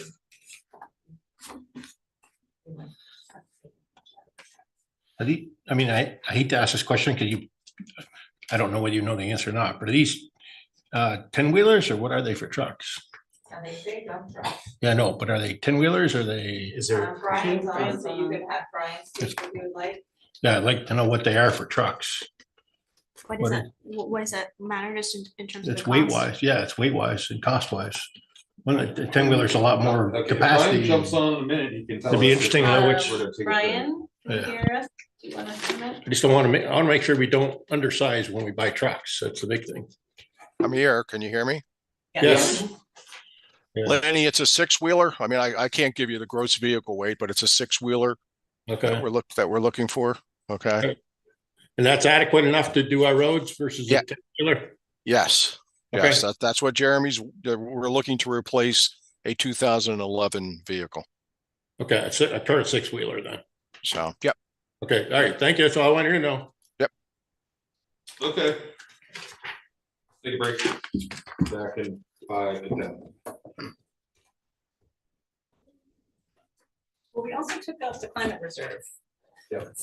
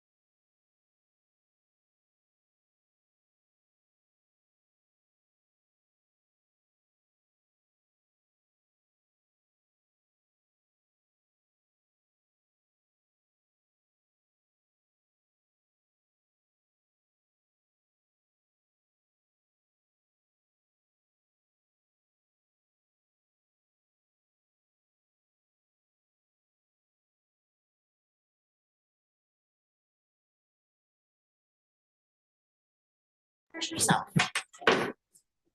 Well, we are coming back from our meeting. We made good from our break. We made good progress. I think there's a couple things, right? So one thing I would like us just to discuss is about that ARPA fund transfer, because that would mean we don't have the ARPA money for the housing program that was pitched by planning and development. After that, I mean, based on, I think the kind of choices we've been making, it looks a lot like option C for the budget. And we can maybe run some numbers on that. Then we're going to talk about compensation, and that should bring us to the end of our meeting. So, right, so this last item of things to review, transfer out the highway equipment using ARPA. If we do use this money, that means there would not be money left for the housing initiative from planning and development. The accessory dwelling units. Accessory dwelling units. So I just want us to either acknowledge that or discuss it one way or the other, so we can make a decision on this. Rocket? I'm supportive of it. Of using the ARPA? Yeah, no, so yeah, redirecting the ARPA funds for this purpose. Okay. I recognize it is widely recognized that we have a housing problem in town. I'm not, my recollection of that fund, and correct me if I'm wrong, Lori, or anyone on the board who's a proponent of that, is that it's allocated to provide grants or assistance for people to pursue the development of ADUs. Yep. I am, outside of the revolving loan fund, I am very reluctant to use community funds that would be directed even in the form of grants to any individuals, and especially private homeowners. I mean, it benefits homeowners and it doesn't necessarily benefit renters, although you could make this downstream argument. I think that I'm very supportive of this housing development specialist position, and I think if there's the will on the board to support that, which it seems there is, that might be a great first step, and then we can pursue other housing solutions as we go. But insofar as taking a $250,000 chunk out of this seems to be a good step. Other thoughts? Feelings? Ally? I mean, I'm very supportive of this housing development pilot program and using the funds for this purpose. I don't know if there is, so I'll state that that would be my first choice. And I don't know if there's a second option of, splitting ARPA in some way. So maybe there's less that would go into the housing development pilot program, and then some to offset costs of the highway equipment. But I would sincerely hope that we could contribute some funds to this new housing program in some way. Okay. Any other thoughts? Lynn? Keep what we have, maintain what we have, get the trucks. Roads, infrastructure is always a higher priority. You got to keep the roads in shape. You can't have housing, you can't get to it because the roads are bad. Okay. Any other thoughts before we call the question? Yes. Yeah. We're gonna have, and I think there's some funds, if the parking meters ever get installed, then, and that was not a slight, that was just it's a hard thing to make happen. Yeah. We'll make it happen. Yeah. There's that on the gonna record? be revenue generated from that. I mean, I think somehow that it's another way to look at sources of revenue, including the we might look at if we end up, if the voters approve the retail local option tax. There's gonna be other, those can be ways that we could then have a fully formed proposal that this new position might create to say, we would like to form this program for a housing, and it may not be direct assistance, but it might be just performing workshops or those kinds of things, like a more fleshed out program. So you would use the ARPA for the highway equipment with the idea that there's going to be funding and this new position to make another proposal. I mean, I would like them both also, but I think given these circumstances, that I would defer to this recommendation. Okay. I would support the ARPA funds for the highway. For the highway. Okay. Well, based on my rough calculation, it looks like we would use the ARPA money for the highway. Okay. So I think that answers the last of those substantive questions. And John, you've been keeping track. I mean, just on a. I'm counting on Gail to have been doing so for the most It's part. sort of a tally. It looks like what we've decided comes closer to option C, maybe.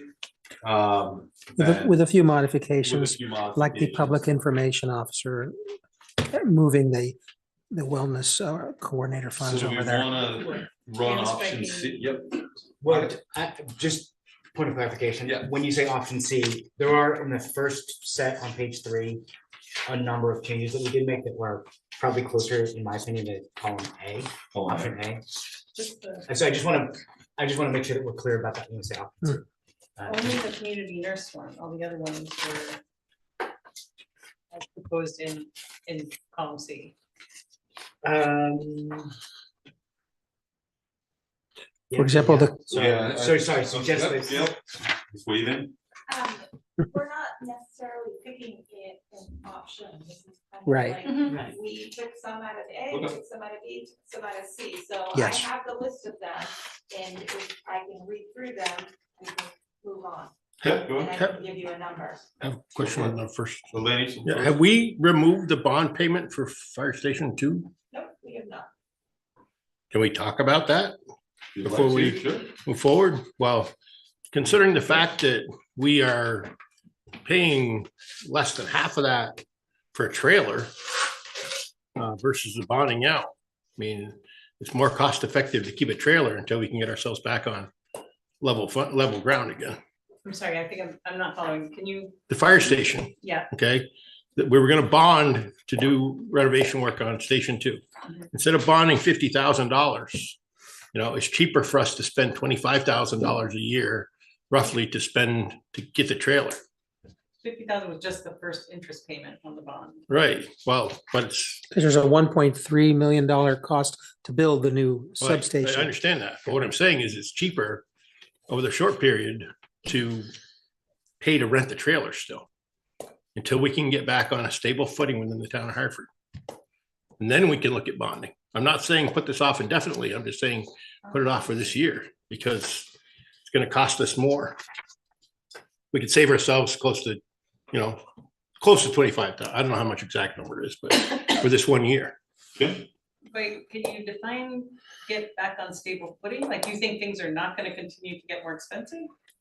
No, I know things are gonna continue to get more expensive. What I'm saying is that we have a major amount of money that's going to be spent on taxes, not only from us, but from the school, plus we've got the governor saying we're looking at 20%, so until we can get the residents or the taxpayers of the town of Hartford to get some sort of stability to understand where they're gonna go, where they're gonna be at, it would be better if we could just fund to keep the trailer for a year.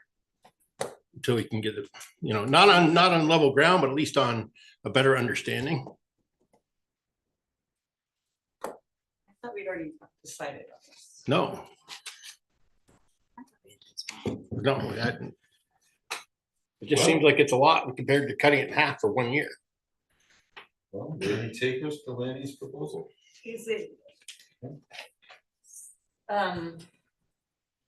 So if this goes on the March ballot for a bond, and the way I think that Gil described it was that it was likely that the first payment wouldn't need to be made in the first year and that it would be interest only. So what would the timing of that be? Would that first interest payment still come in the fiscal 25 year?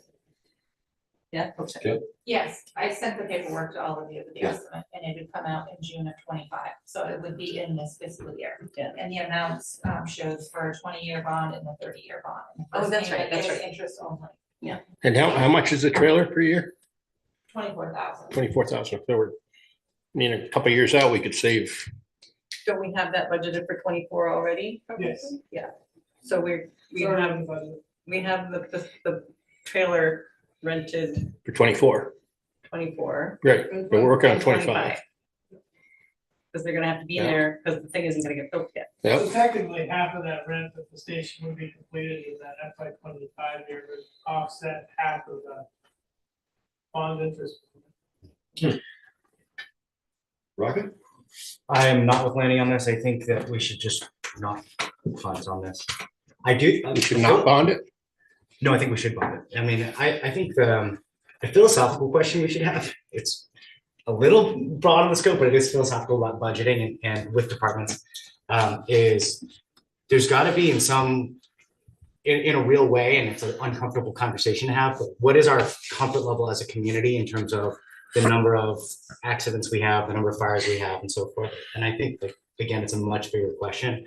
But you could basically put in, like, You're still gonna have the same amount of the more, accidents. the more you go into, like, basically taking care of edge cases, the more expensive it gets, right? So at some point you say, like, within a threshold, that's what we're comfortable with. It's a philosophical question. Right? But I think in this case, I would be comfortable with the bond. I understand what Chief is saying about it would be offset already by half in the first year. Yeah.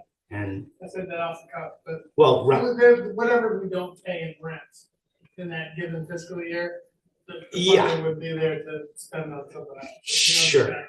So we pay monthly.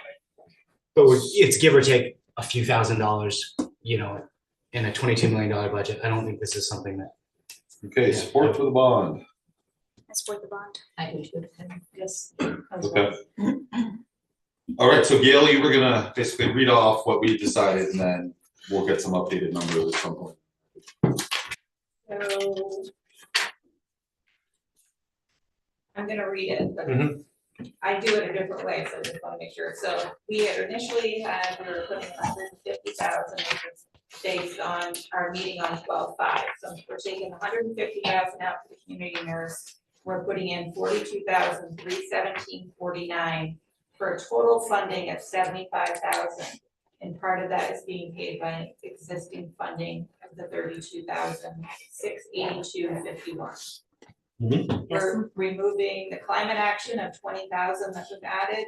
We're removing the 94,000 for the community liaison. We're removing 48,000 for the public information officer, as that will be added to fund the 4 enterprise funds. We are removing sister cities for 5,000. We're removing legal fees for 25,000.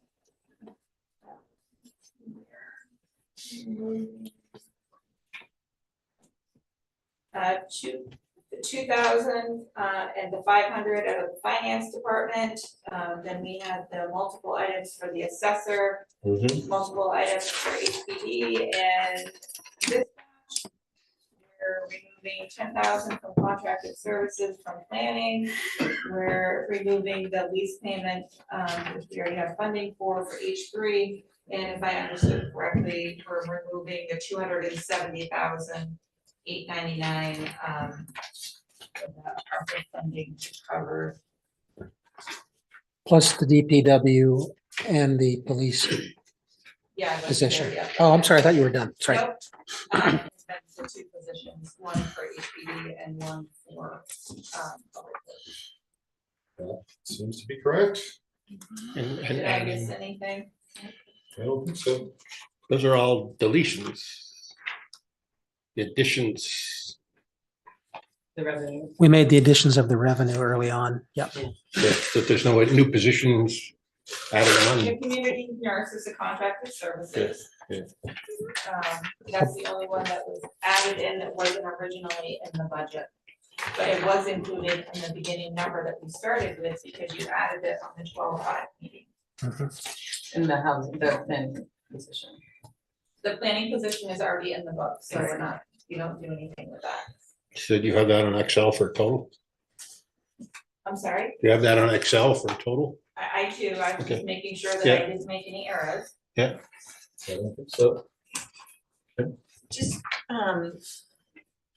before we do that whole total, is there, we were just talking about the opioid settlement money, the 66,000, and I don't have a full like, this might be something that we can't use for the operating budget, but like, am I correct in thinking that there are like after school program, or like that there are like youth programming that could be, I'm just wondering if there's something that actually might be in the Parks and Rec department with after school programming that could be a target of that.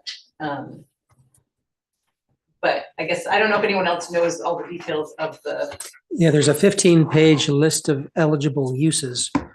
And I was only thinking about police, fire, and dispatch, so that's an interesting thought. And maybe we can come back to that. Did you share that with us, Don, or no? Yeah, it was easy. It was emailed, okay. I just, On December. So we cut out $980,483.51. Yeah.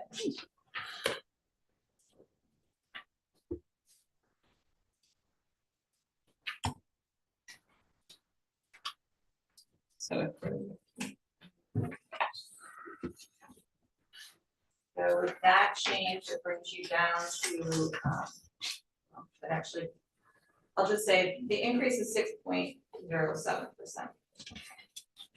including the revenues and everything. Correct. So 6.07% over the fiscal year 24.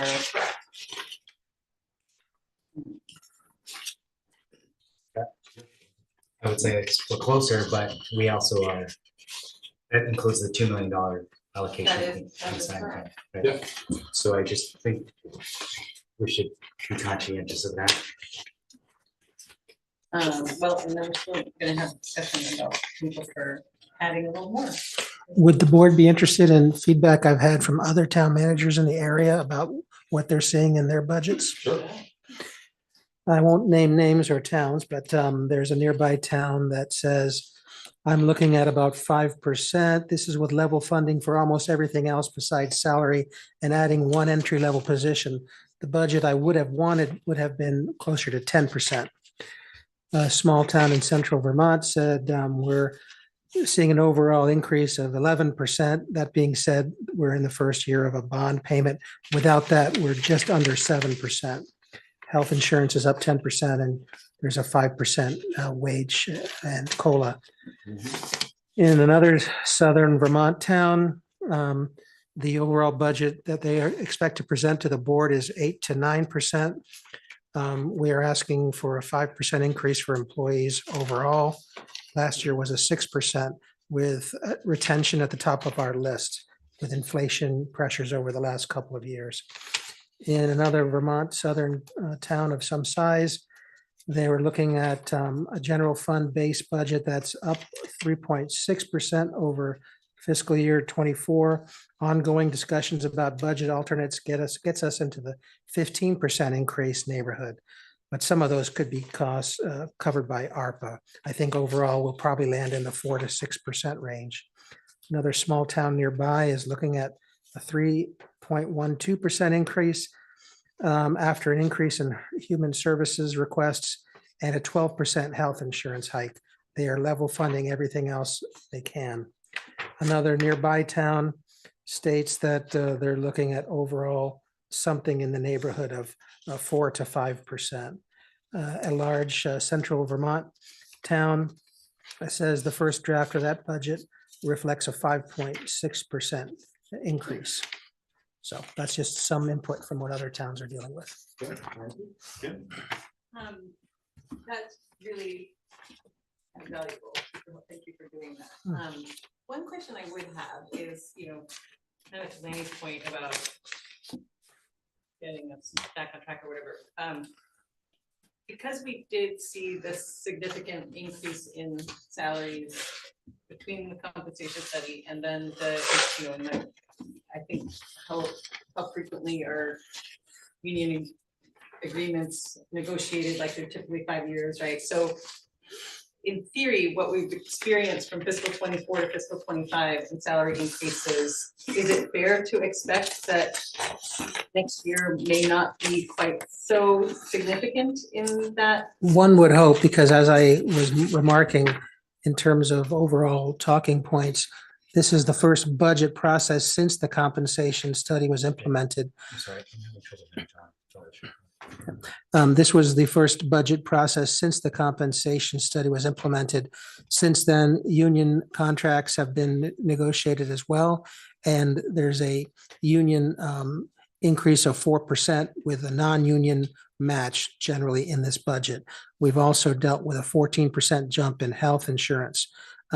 So factoring into that, it's kind of remarkable that you're considering adding a community nurse position, even a part-time one, and that there's funding of interest on a new fire station bond. And of course, if the charter is revised to include a sales tax, that might be one way to soften impact on future budget increases. Just some thoughts. Yeah, I mean, I think that's all really valuable context for, Yeah, it is. like, I think it is, like, the staff was brought up to just the 65th percentile of the average compensation for the region. And I think that curve is gonna not be quite so steep over the next couple of years. Right. And so,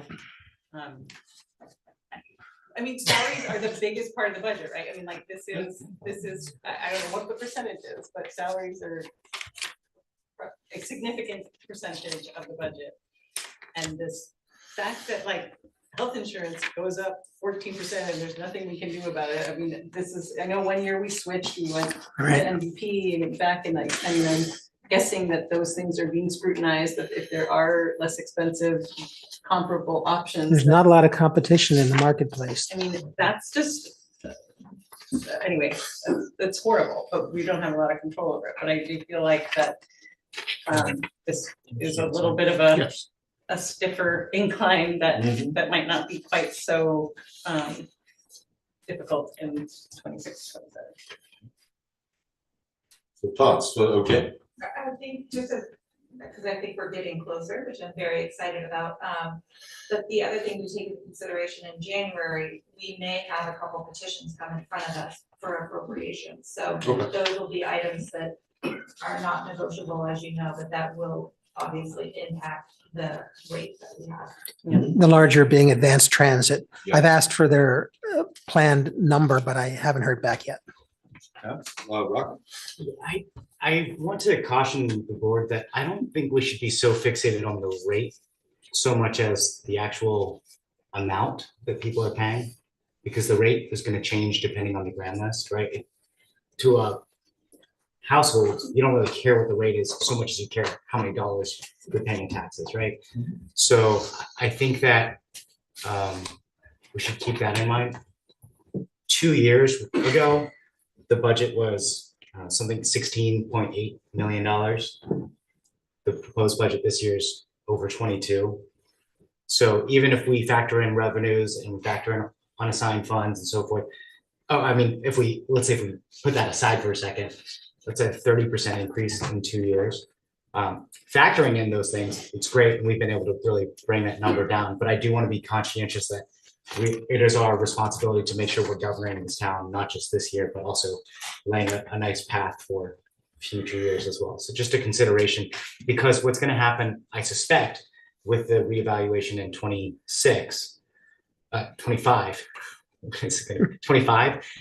I think the rate is going to drop, assuming the grand list grew a lot since 2017, which I think is probably safe to assume. The rate itself is going to drop a lot, but that doesn't mean that like what households are still getting taxed is still going to go up in terms of dollar values. Right? Not necessarily. Well, why not? It might, I mean, like, if your house goes from a value from 300,000 to 500,000, and the rate was 6.09% at 300,000, but it goes down to 2.4% at the. I mean, it still could even out. It could even out. I guess my point is it's going to grow. If the budget grows, the burden on the taxpayer grows. And it doesn't really matter if the tax rate is 2% or 20%. What matters is how many dollars every household is paying in local taxes. So I think that's an important consideration to make. And John, I really want to applaud you and express my gratitude for doing this comparative research for us, because it is very helpful to know where everyone else stands.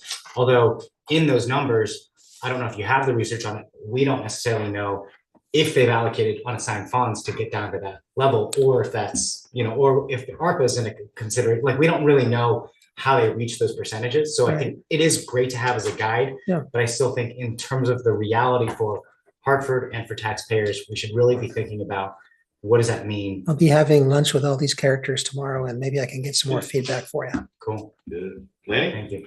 So I realize it's a big if, but based on our proposal to have local option tax on sales tax, if it goes before the voters and it passes, we would not be able to see anything for use of those funds until FY 26, correct? They wouldn't have any impact on, FY 25 at all? I don't think so, but, and I haven't been kept in the loop on it, so the sales tax, is that going to be considered in the general fund, or is it going to be handled the same way the local option tax? Currently, it's handled. Same way local. So then it would have no impact on the tax rate. Right, but we would be able to we'd be able to You'd be approach the voters. Correct, But it won't be until 26, of course. So that's okay. So no help on next yeah, year. because you can't put something on the ballot for 25 when you don't. No, I understand. So. Yeah, I'm just thinking of ways to reduce the burden on taxpayers. So, Kim, Do you have the number, like, since Ryan was asking about the amount that, the estimated change of a $250,000 home, does that number come up in the calculation? $164.23. Yeah, so. Less than 50 cents a day. If you want to look at it that way. But it adds up. No, I'm not making any point with it. It's just one way to look at it. so, When you look, oh, sorry. no, go ahead, Mike. When you, just difficult when you look at the cost of inflation versus the cost of increase in our taxes. And I'm going to come back to what I said before. We've got employees living in the town of Hartford that are not getting the kind of raise to support the increase in taxes. And it just, I just really wonder, what's that? Propose some increases. Proposed increases? No, I've been saying about decrease. I want the decreases in these numbers is what I'm getting at. It just seems like it's a staggering amount of money that we're looking at asking the voters to pay. And I still question the ability of the voter, or not voter, ability of I guess you'd say the taxpayer to pay these fees. I mean, you look at people in Quechee Lakes, the amount of money that they're having to pay Quechee Lakes has already gone up. Plus, there's a lot of people that are retirees in Quechee Lakes that can't afford stuff. And it's a lot of money that they're having to put out. And it's becoming harder and harder for our elderly population in the town of Hartford to afford to live in the town of Hartford. One question, do we want to vote on this, or is this sort of like wait till we get? You're not voting on it yet. Right. You probably want to plug those numbers in, print out new forms, circulate them. We do have a meeting set aside for finalization, if you want to Okay. call it Is that. this it? Is this, I mean, are we satisfied with what this is? I was gonna say, I think that there's other items that you wanna. God forbid. My understanding is, but, so as you're taking those into consideration, like I said, you're at 6.07%. If that's a percent that you guys can live with any other additions or decreases. I don't know if you're shooting for just a 3%, you live with a 7%, but I think having the discussion right now with the additional items, I think would be great, and then we can give you a rate at that point, but when we close tonight, we need to be as close as we're going to be, so when we come back on Tuesday, you're gonna have a new book, and that will make your final decision until we come back together in January. Okay. Yeah, Lang? I mean, I know this is sort of after the fact, but I'd really like to know, because I'm sure there's other taxpayers out there want to know the same thing, is that if we level funded the budget like it was last year, would we be able to still have to pay for all of the needs? Not done, no? We can give a 14% So, increase yeah, in because our that's health insurance okay. alone, so It's okay. if you want to level on the budget, that means getting rid of people, So- and that means you're not going to get the services. So what is the minimum amount? Do you know what the minimum amount would be for an increase to be able to just satisfy the needs of the town of Hartford without any of the wants? It's really a political decision for you to assess, isn't it? I just. Yeah, I guess it's a number that you have to have a crystal ball for. Just- I have a cut to propose. Right. My understanding is select board training is $14,000. Is that? It's encumbered. We don't have any new funding in here for select. Oh, is that why it's crossed out? So, okay. Then So- never mind. Additional items. to Great job, Rocket, discuss. great job.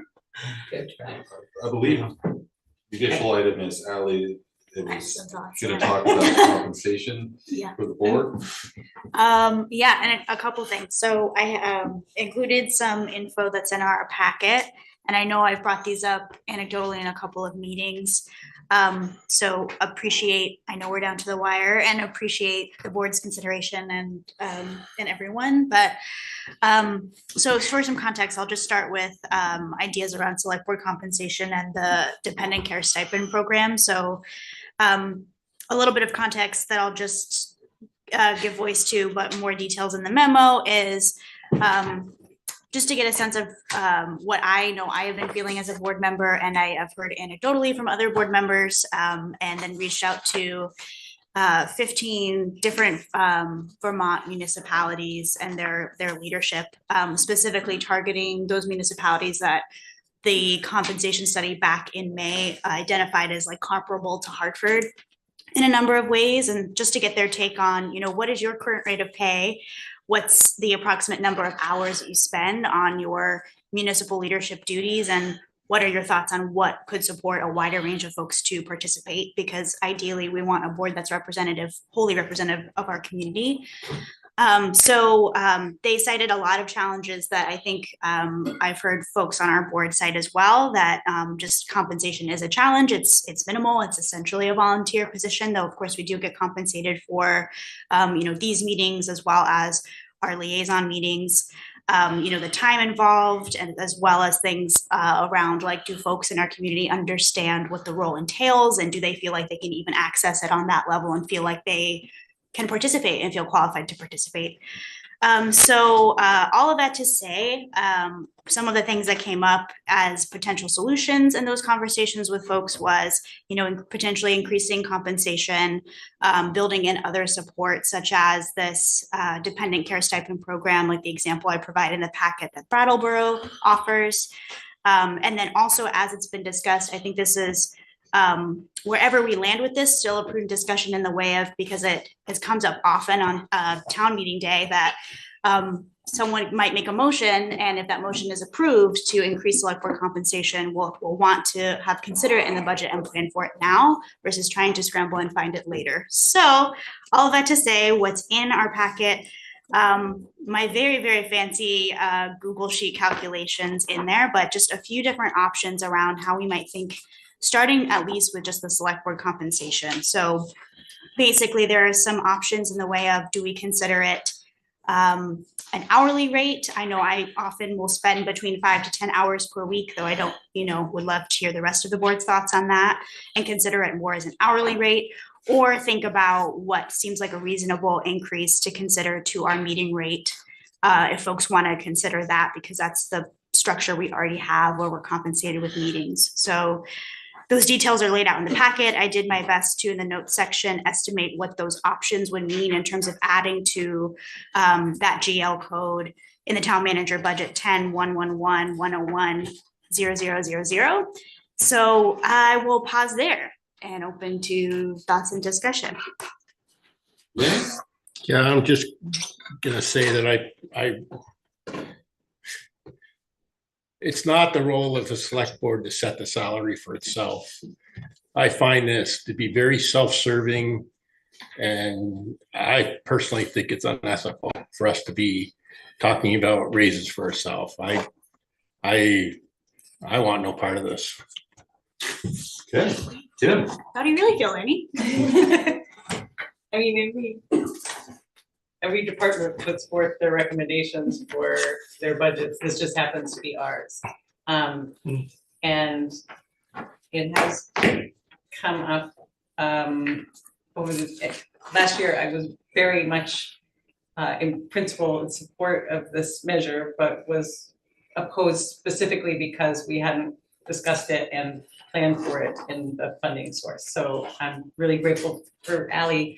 The amount of work that you put into this is so helpful, and I'm really grateful for you for laying all this work. And Lanning, I think there is a possible way to look at this. I'm not sure if this was in your notes, Ally, but we've talked about the possibility of it being like current sitting board members, maybe it doesn't apply to until they vacate those seats, and then the next person that is comes into that position is eligible for that additional funding. Like we're not giving ourselves as individual raises, but that we might be giving the next new sitting board members the opportunity. And this is significant in terms of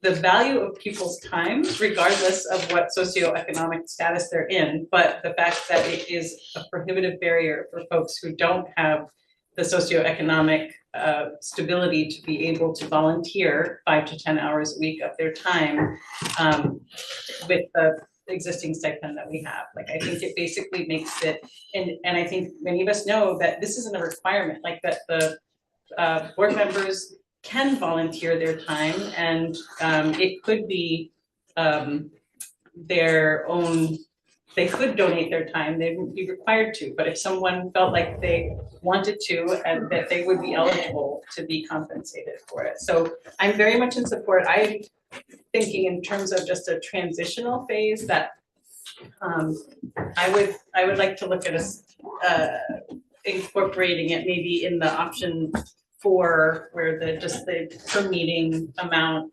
increased to start with, and that could be something, because it's a pretty minor impact to the actual budget. I think we, with the exception of that 1 year that we were $15,000 over budget, which is still not entirely clear why. I think it had to do with legal fees maybe.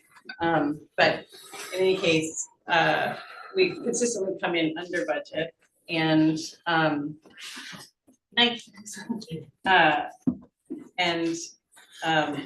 so I don't think this would have a significant impact, and I think I would be very much in support of just bumping that up a little bit. It's going to have a nominal effect on the overall budget total, and that we see if the question comes up on the floor of town meeting, and if that's the case, then we will be prepared to vote on it at that time. I guess one of my questions is, this is generally a motion made on the floor, right? Mhm. So someone, we would put this in as an estimate, this, because I agree the stipend's probably the easiest way to do it. So It could evolve still. 150, right? You could get a sense of how much it would cost, but someone's still got to make that motion. I don't think it's one of, although maybe people are thinking about it and would be there and make that motion. So that's just my problem. The Rocket? Ally, this is really well done. I applaud the effort that must have taken to put this together. I don't think that people should serve for compensation on this board, but I also don't think people should be prohibited or prevented from serving for finances. I am supportive of a raise of compensation. I think there are other issues that we should talk about structurally with the board. Charter thing, but I think a 5-member board might be more effective. I think shorter meetings is definitely a huge issue, in terms of access or the meeting length, let's say.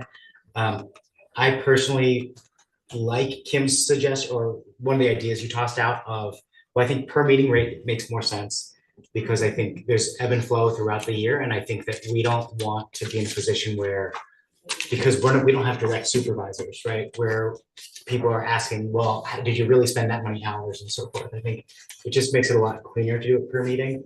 I like the idea of this potentially being implemented in a transition, like as we vacate seats for new membership. Mhm. That would sort of eliminate any argument about a conflict of interest. Love the idea of childcare. I think that of that, we should definitely go with the option 2 of $20 per hour. I mean, if you're a parent, you would want a $20 an hour babysitter more than you'd want a $15 an hour babysitter. And I think that if we're gonna just create that option, I think we should just do it justice. But I would probably lean more towards option 5 than option 4 in terms of raising the per meeting rate to $100. A future implementation that could be considered for this community is simply just pegging compensation increases. Like if, let's just say it was $100 meeting rate, a percentage increase pegged to inflation or something like that, right? Or average salary increase or median salary increase with staff salaries, right? So I think there could be ways that we could sort of work our way around that issue in the future. But I do see your point about this being an access issue. And I do think that it is important for the democratic process that we do the right thing in terms of trying to make this as accessible as possible. So you would propose a stipend increase to $100 a meeting, that's option 5. Correct. And a dependent care stipend, option 2, which would be $20 $20 an hour? $20 an hour. Oh, these are just estimates right now. Right. So that is where I would. I think the hours per meeting is a low estimate. I think it probably would have been better to aim high. Because also if you consider commute time and so forth, I think. Right. Does anyone want to weigh in or I'll go make ahead. a motion? I'm not gonna make a motion, but I think, I've been thinking about this a lot ever since Ally was talking about this, and I'd like to share my appreciation. This is a lot of hard work. Made me think about a lot of things about, of course, we know that the school board added the $25 compensation to $100 last year. We all voted on that.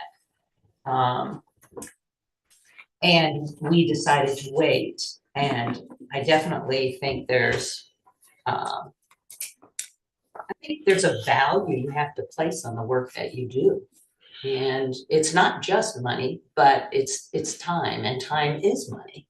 So I think that that's a point that I'd like to make. I also feel, that it's very difficult to talk about this, but at the same time, I think, $100, I think we're worth more than that with the work that we do, the time that we put into it.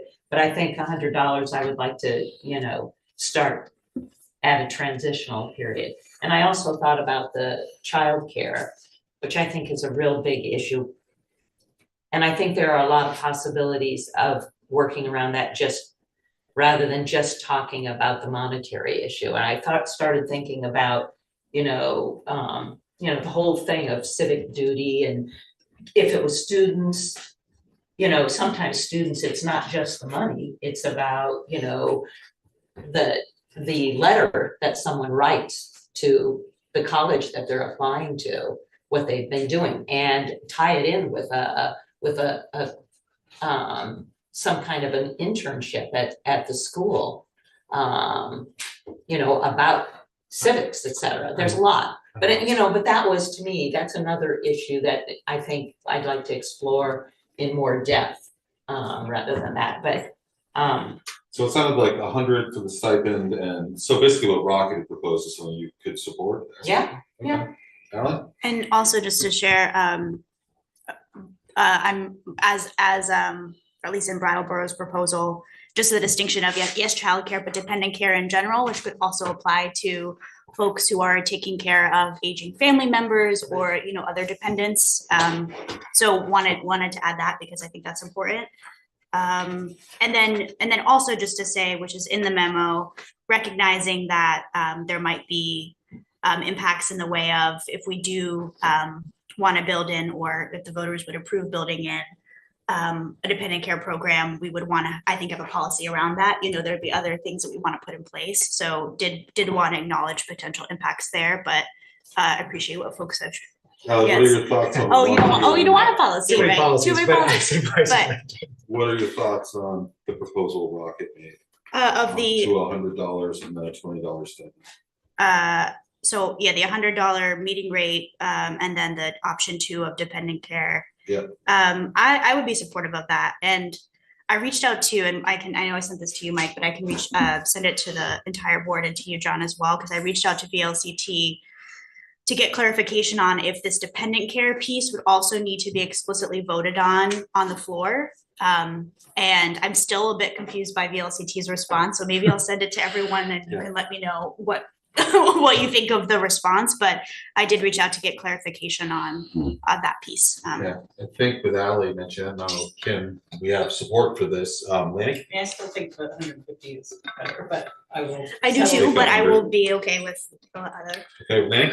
How do you verify someone's taking the dependent care legitimately versus having their, I mean, I'm not just saying rather than having their mother-in-law babysit for them and not paying their mother-in-law versus taking the money. How do we verify that? And I'm not saying this would happen, but there's always ways to have someone that's willing to scam the system. I'm just not sure if there's a way to, I That mean, is because that'd be, absurd. it's not absurd. That's absurd. You look at how many people there's scams there are in the world today. It's not absurd.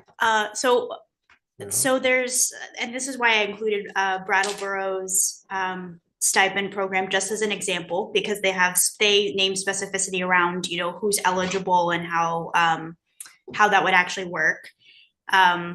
Just how's it verified? That's the only thing I'm worried about. I think she's answering. I'm answering that. And then also, like, for instance, again, we wouldn't necessarily have to create a policy exactly in line with this example, but there's, you know, a form where folks can say, like, these are the numbers of hours worked. This was the person who was the caregiver or provider, you know, and those sorts of things. So, and then I would also hope that anyone who is a select board member, again, because I don't think any of us are doing this for the money, I would hope that we would have enough trust that if somebody is submitting this request, that, you know, it is on good faith and, you know, it is for the right reasons. And again, because of really how nominal it actually is funding wise.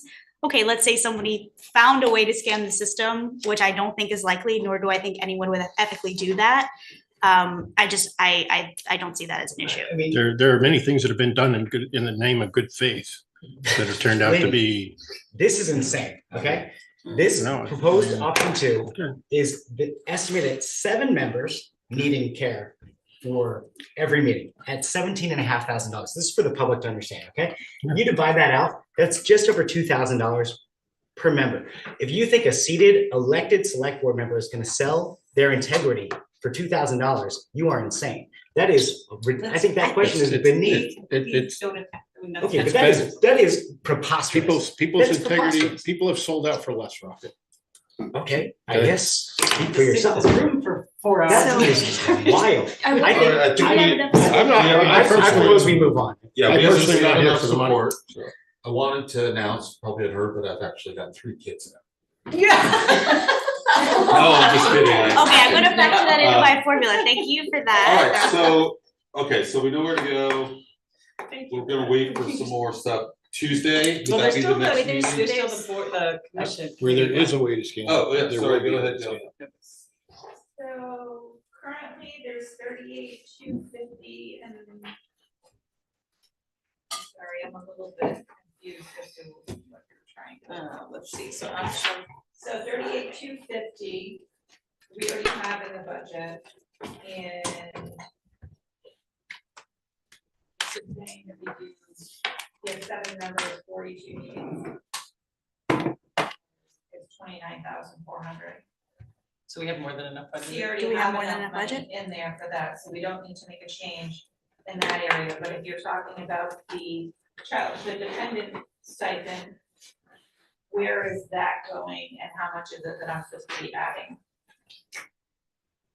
That is a good question. I mean, I'm curious Could if be it, 10-111-101-0100, like add a 0100 for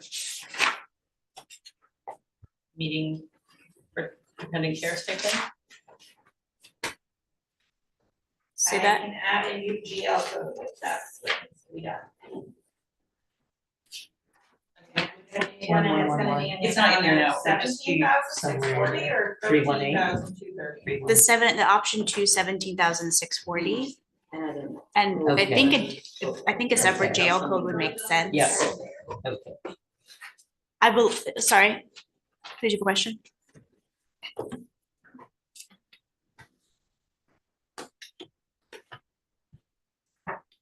Heidi, do you tell River Junction Smart? is this just talk or is this actually going through? Because doesn't this actually have to go in front of the taxpayers? It does. So Yeah. what we're doing is, this is like kind of this tricky, this is in our charter that compensation needs to be voted on. And so that typically is done with a floor vote on town meeting day. And so what we're doing, because this has come up last year, I think it came up the year before, is if a motion is made to increase compensation, but we haven't proactively planned for it in the budget, then we're trying to figure out how to fund that. So what we're doing is planning for, in the event that this vote does pass, that will be prepared in the budget. It's certainly possible that the vote will not pass, and then, you know, we can redistribute those funds in another way, but we're trying to be proactive in the event of that vote passing. Okay, thank you. Mhm. Yes, please identify yourself. Alice Molesky, I live in Queechee, I'm on the zoning board of appeals. I'm getting very frustrated with the town of Hartford. To me, when you decide to take a position in the town, like on the zoning board of appeals, or the select board, or the historical commission, or whatever, I'm gonna quote something. Ask not what you can do for yourself, but what you can do for your country. People need to start thinking about volunteering, and that means no pay. I'm on the zoning board, I'm not trying to be a goody-goody two-shoes, but I've rejected that stipend for the 11 years I've been on it. Because I really believe that it's my duty as a citizen to give something back to this place. And if you decide to run for the select board, you know that you're getting into so many hours of work a year to do that. I know that when I got on the zoning board, that I was committing to a certain amount of work. And that's what volunteering is all about. I had a husband who was sick.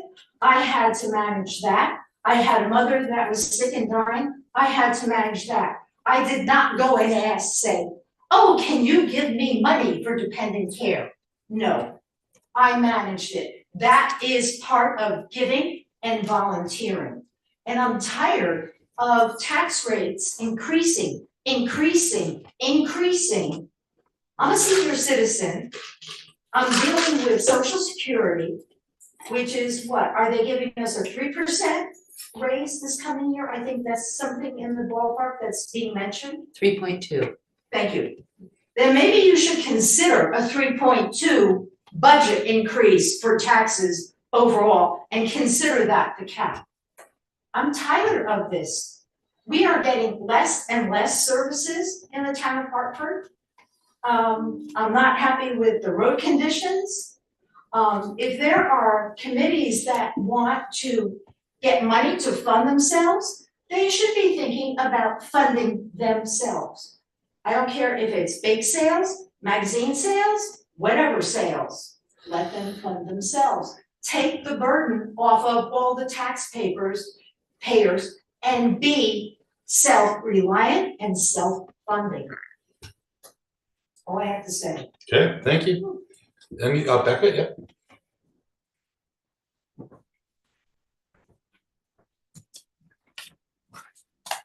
Hi, good evening, Senator Rebecca White, and I'm so appreciative that you chose to discuss this topic tonight, and I actually think it takes a tremendous amount of courage. Typically, the folks who ask for raises, and I say this as a legislature who just spent the last year advocating for a raise for our elected officials, typically the ones who advocate for a raise are the lowest paid and most dependent burdened individuals who are a part of public service. So that means the folks who are least able to serve because of the unaffordability of serving are also the ones who have to raise their hand and say, I can't do this anymore. I can't afford to do this anymore. So I really appreciate the courage that it took for you to advocate for it. And I hope that if there are folks in a financial position to serve, that they consider running for office and they volunteer their time. But for the average working Hartfordite, they don't have the time, they don't have the money. If you're in a situation where you are either a single parent and you need dependent care, and perhaps your mother-in-law, maybe she should be compensated at $20 an hour for watching your children. Yeah, it's a good idea. But you also have to factor in that any hour of time that you spend as an individual volunteering, it takes away from other aspects of your life, like grocery shopping, like potentially a financial moneymaker. So what concerns me with the conversation that happens at times in our community around public service is that it's an expectation that you have to sacrifice to do public service. And unfortunately, that sacrifice is not possible for the majority of people in our community. So it means that the only people who are able to serve are just repeat offenders who are either retired, independently wealthy, or have a spouse that can afford to be the main breadwinner, or perhaps someone who has a really big amount of time that their job allows them to take off. So that group of people is very small. It's not actually the majority of people, so it means we disqualify folks. And why, again, I just want to reiterate, it's so courageous for you all to vote on this tonight, to have it be brought to the voters, is because the folks who are most affected by this policy change aren't even in the room.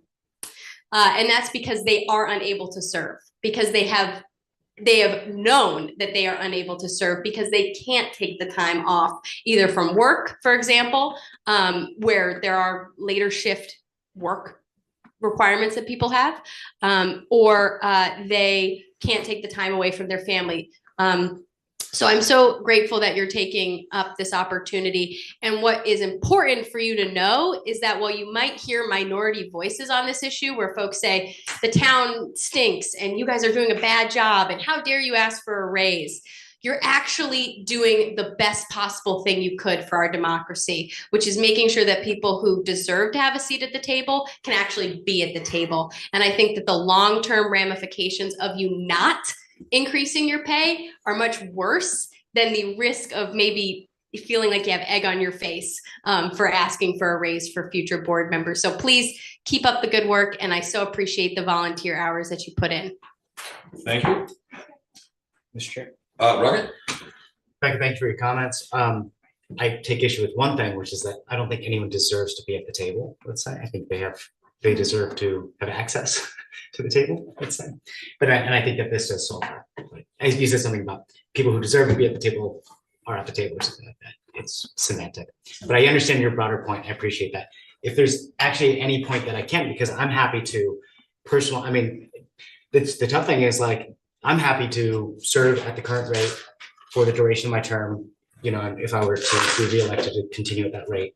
But I do think that showing solidarity from the board in terms of trying to create access for people who can serve is important. Like I said earlier, I don't think it should be prohibitive. If there's anything that I actually think is wrong with the options that I chose to propose, is that I think the rate for childcare or dependent care, is a little low. But I mean, and this is, if you just look at the public information officer is at a rate of $30 an hour. So we would consider paying someone $30 an hour to tweet or to post something online, but when it's taking care of a loved one, it's low. I mean, I'm not going to argue for it higher, but I do think that there are access issues like that. And I hear what you went through, and I appreciate and I'm grateful for your sacrifice. And I honestly think that it would be nice to live in a society where you could have received better support for your service and sacrifice. And so when I support this, it's not for personal gain by any means. I mean, on an hourly adjusted basis, I think that we could probably all be applying ourselves, as Becca said, to other things that would probably be more lucrative. I mean, and so could I. and I think that's the nature of service and sacrifice. So I do want to thank you for your service, but I also think that it's Is there important. anything more we have to do tonight after we've talked about this and you've gotten that, Gail? The dependent care stipend, I just need a majority. Oh, yeah, no, I think we did. Yeah, majority for the stipend. Yeah, there's a majority for this stipend. Okay, for the dependent care, and then the next thing is the boards and commission stipend. Right, so To increase that, so I just need to know if that's moving forward or not. Yeah, there's majority support for that. And no, we haven't talked about it yet. What? We haven't talked Okay. about. Oh, We've only talked board. about select board and dependent care. All right, Heidi wants to make a comment, then we'll talk about that, and then we'll be done. Ready? Hi, yes, Heidi Hughes, White River Junction, Vermont. I attended the school board meeting last night, which was quite alive, if you want to say. They had a lot of discussion about the resigned principal and then about the quality of our lead in the water at the middle school. But the reason that I'm up here is one of the members of our town brought up that the pay of the board. And one of the members of the school board said that he does not sit on the board for a pay raise. He does not sit on that board because he's getting pay. Now, I was quite actually offended when Becca White stood up here and said that people of money or people that have a lot of time go to meetings, because I attend quite a few meetings in this town. And I run a Facebook page to bring people a lot of information about this town because I'm very vested in this town. I was not born in this town, but I was brought to this town at the age of 2. And I care, I sincerely care what happens within this town. I do not get paid to go to a single meeting. Even if I was on a board committee or any commission in this town, I would never ever take a pay because that would be me taking away from my town. I wouldn't ask for a raise because I wouldn't take pay. It would be me giving back to my town. That's your choice if you want to take pay. But if you really care, you wouldn't be making personal judgments about each other, which I've seen a lot of members of this board do. I apologize when I'm wrong. I've never received, other than Kim apologizing to me, I've never received apologies when board members were wrong. Well, Rocket. Okay, thank you. I don't receive apologies, but I do give apologies. We need to grow together is what I'm trying to say. And I'm not saying a raise is wrong, but I do disagree with some of the things. The budget really should be minimized a little bit more because we're not rich individuals in Hartford. There's a lot of aging population. There's a lot of people on fixed income. The Haven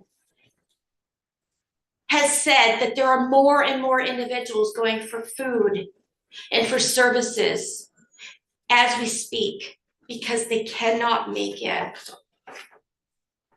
I myself have gone through my home this year and given away probably half of my belongings because I'm changing. I'm not selling them, I'm giving them away. I'm paying it forward. There's a lot of brand new items. I don't care. Everybody's like, why aren't you selling it? I don't care. I'm paying it forward to society. We need to start doing that more and more. But I can tell you this budget as it stands, people can't afford that. They cannot afford a budget because the school board is looking at a little over 4%. They're waiting to see what the tax rate is coming from the state. They're looking at a $22+ million bond to fix and repair our schools. I don't see how this town is going to be able to afford it all. People don't have the money. They don't. Every time you go to the grocery store, items are downsized, but you pay more to walk out with less. Your utility bills are going up. Just this past quarter, the water and sewer bill shocked the individuals that received them. They shocked them. They were really concerned about how they were going to pay them. That's a water and sewer bill, not a tax bill.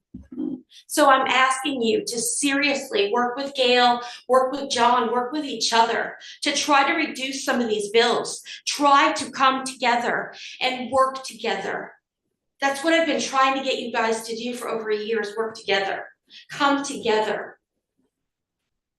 I think that's what a lot of residents want you to do, is come together. That's all I have to say, and thank you very much. Thank you, Heidi. All right, our last item is the, No, I don't.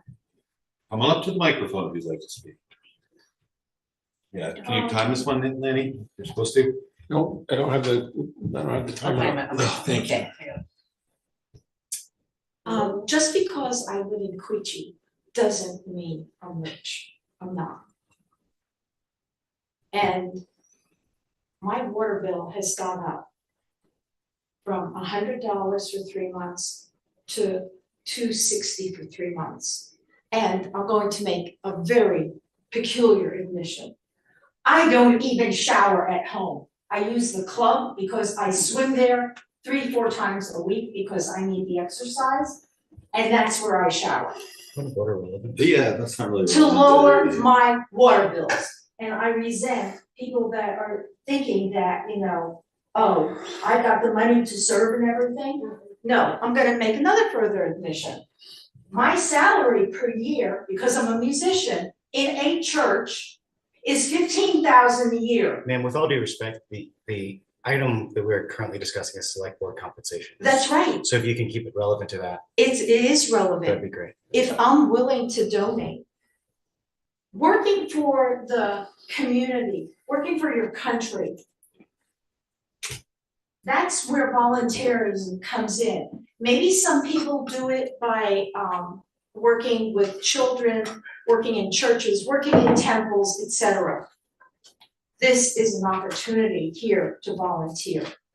That's all I'm saying.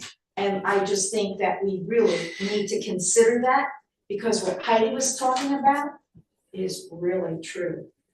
So it is pertinent. If you choose to not see the pertinence. No, I do, That's but where you shower is not, but Pardon? where you shower is not relevant, but I do understand what you're saying now. Well, Thank no, you. it's in terms of, I'm trying to control expenses. What I'm hearing is that you don't want anyone in this room to assume things about you, and I can understand that. That's right. And I think we hear your point. Okay. Yeah, but there are people in Hartford that you're forcing out of Hartford.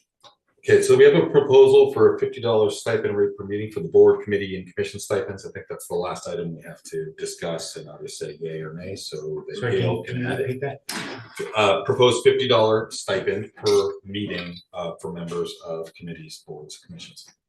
Oh, wait a minute. For every single person on every committee and That is the commission. proposal. And I'm happy to just share some context. There is again, a memo in our She hasn't- packet Man, there's a memo with that how much it costs. that explains, because I don't think it would be fair to make this offer to only some committee members and not others. So I went to just check how many, every committee listed here, I believe, is accurate, although I would definitely welcome eyes from everyone, because everyone is a liaison to these various boards, committees, and commissions. And again, this idea is coming from, as part of the research that I explained earlier, and connecting with a lot of municipal leaders about how to just promote civic participation and support civic participation.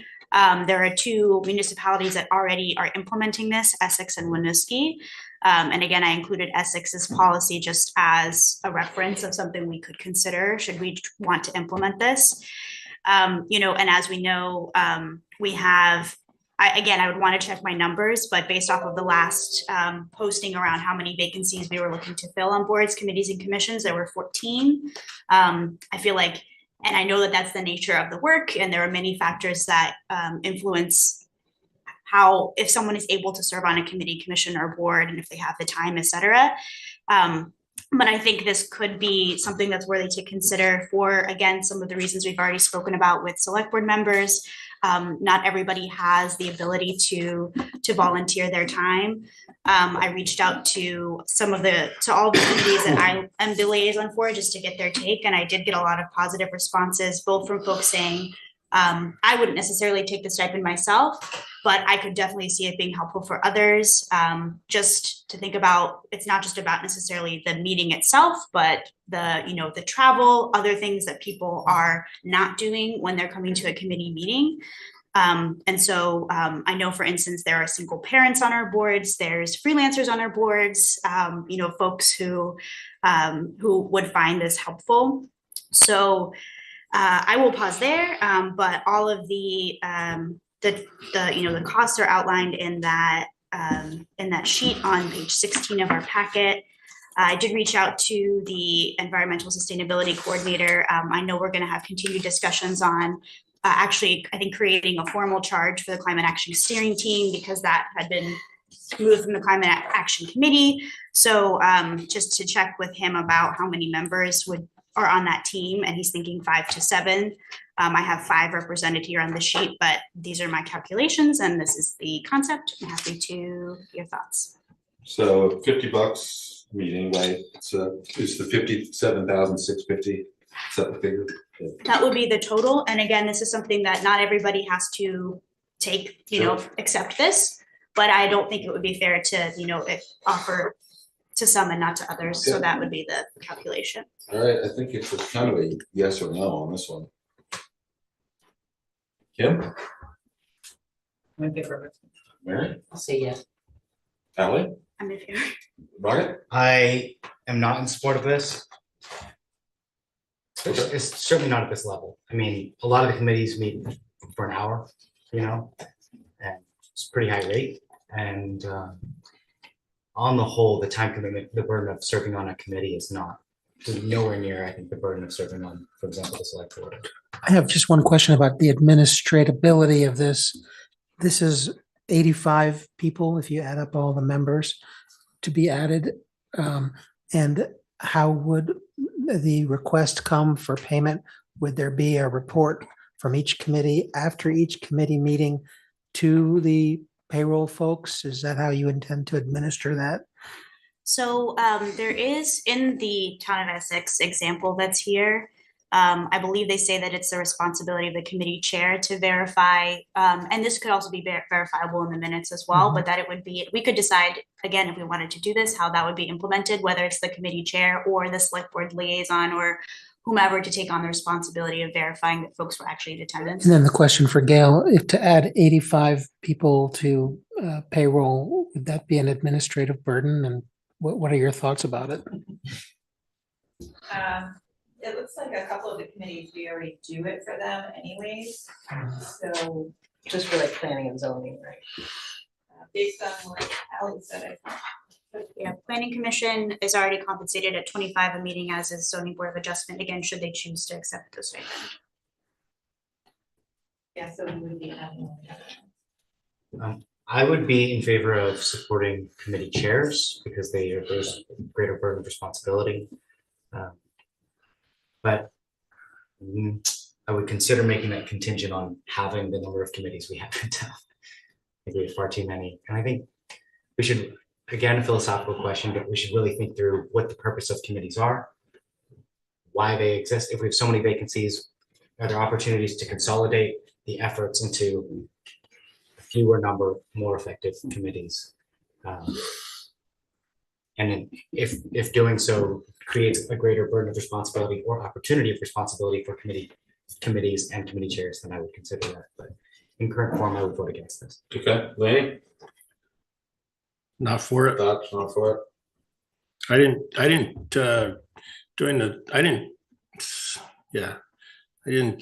go out and run for a race to be on the select board for money. Relevance.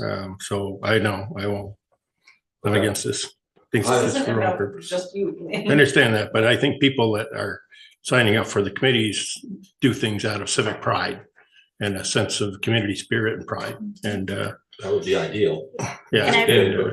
And I've heard directly from some committee members that this would be helpful to them. So that is why I'm putting it forward. So I would support it, so we can add it, Gail, 57,650. Can I also? Oh, yeah. Actually, only adding 52,425 because there's already some in there. Oh, yeah, okay, thank So I you. have the new budget number that we'll bring forward on Tuesday. All right. Unless we have. What Ally, I was going to say to your point, Rocket, about if there's an opportunity to adjust this or to just compensate committee chairs, if that is something that we could talk about more, and if it's helpful for me to run some more numbers and different options before the 19th, I'm happy to do that. Whether it's like maybe committee chairs are at 50 and other members are 25, or other ways to think about it. That wouldn't be my personal choice, but I would certainly consider. Sure, and the other thing that I would be willing to consider and support is instead of creating this option to compensate committee members for showing up at meetings, is doing a dependent care similar option. I mean, to me, that makes sense. I don't think that should be a prohibitive reason why someone can't participate. So I could definitely see that as being possible as well. Okay. Kim, and then I think that's it, right? Yeah, I mean, I think I think it could be a part of the conversation if, when we talk about board committees on January 16th, which is, Lanny, I think you're the only one I didn't hear back from, but everyone else can attend on January 16th, that session with Dominic Cloud for just committee structure, and this could very much be part of that discussion. So even though, but I think we're planning for it financially, and then we can flesh it out a little bit more. Yeah. Go ahead, man. Just one last thing. I just want to say that I'm sure all the board members recognize this. I mean, the boards that I'm on, the people don't just come to the meetings. I mean, they're always offering field trips and, you know, the Parks and Rec, the egg, whatever you call it. I mean, people are out there. They're not just at meetings. They do so much that, and, you know, I just think we need to recognize that people, you know, whether this passes or not, this is a way to say, you know, we value, yeah, your time, your energy coming out. I mean, it's not like everybody's gonna be there. I mean, I came from 5 o'clock from a meeting, and there were, you know, it was a quorum, but there were only 3 people. But all of these people have done amazing things on the commissions and just volunteer sometimes monthly for different items. So, Okay, is that all? question. Lanny, and then So we'll wrap up. this will not be a floor vote. This will be something that will be put into the budget by the select board and go before the voters on the ballot. Mhm. Yeah, so. Do you need anything else from us, Gail or John? Okay, consent agenda none. I'll take a motion to adjourn. So moved. Do I have a second? I'll second. Larry will second. Any discussion? Mr. Chair, Kim looks like she has something. No, I'm just, John's graciously doing the minutes, and so. That was Rocket and the Rocket, second by Mary. At 9:00. All right, all those in Thank you. favor say aye. Aye. Aye.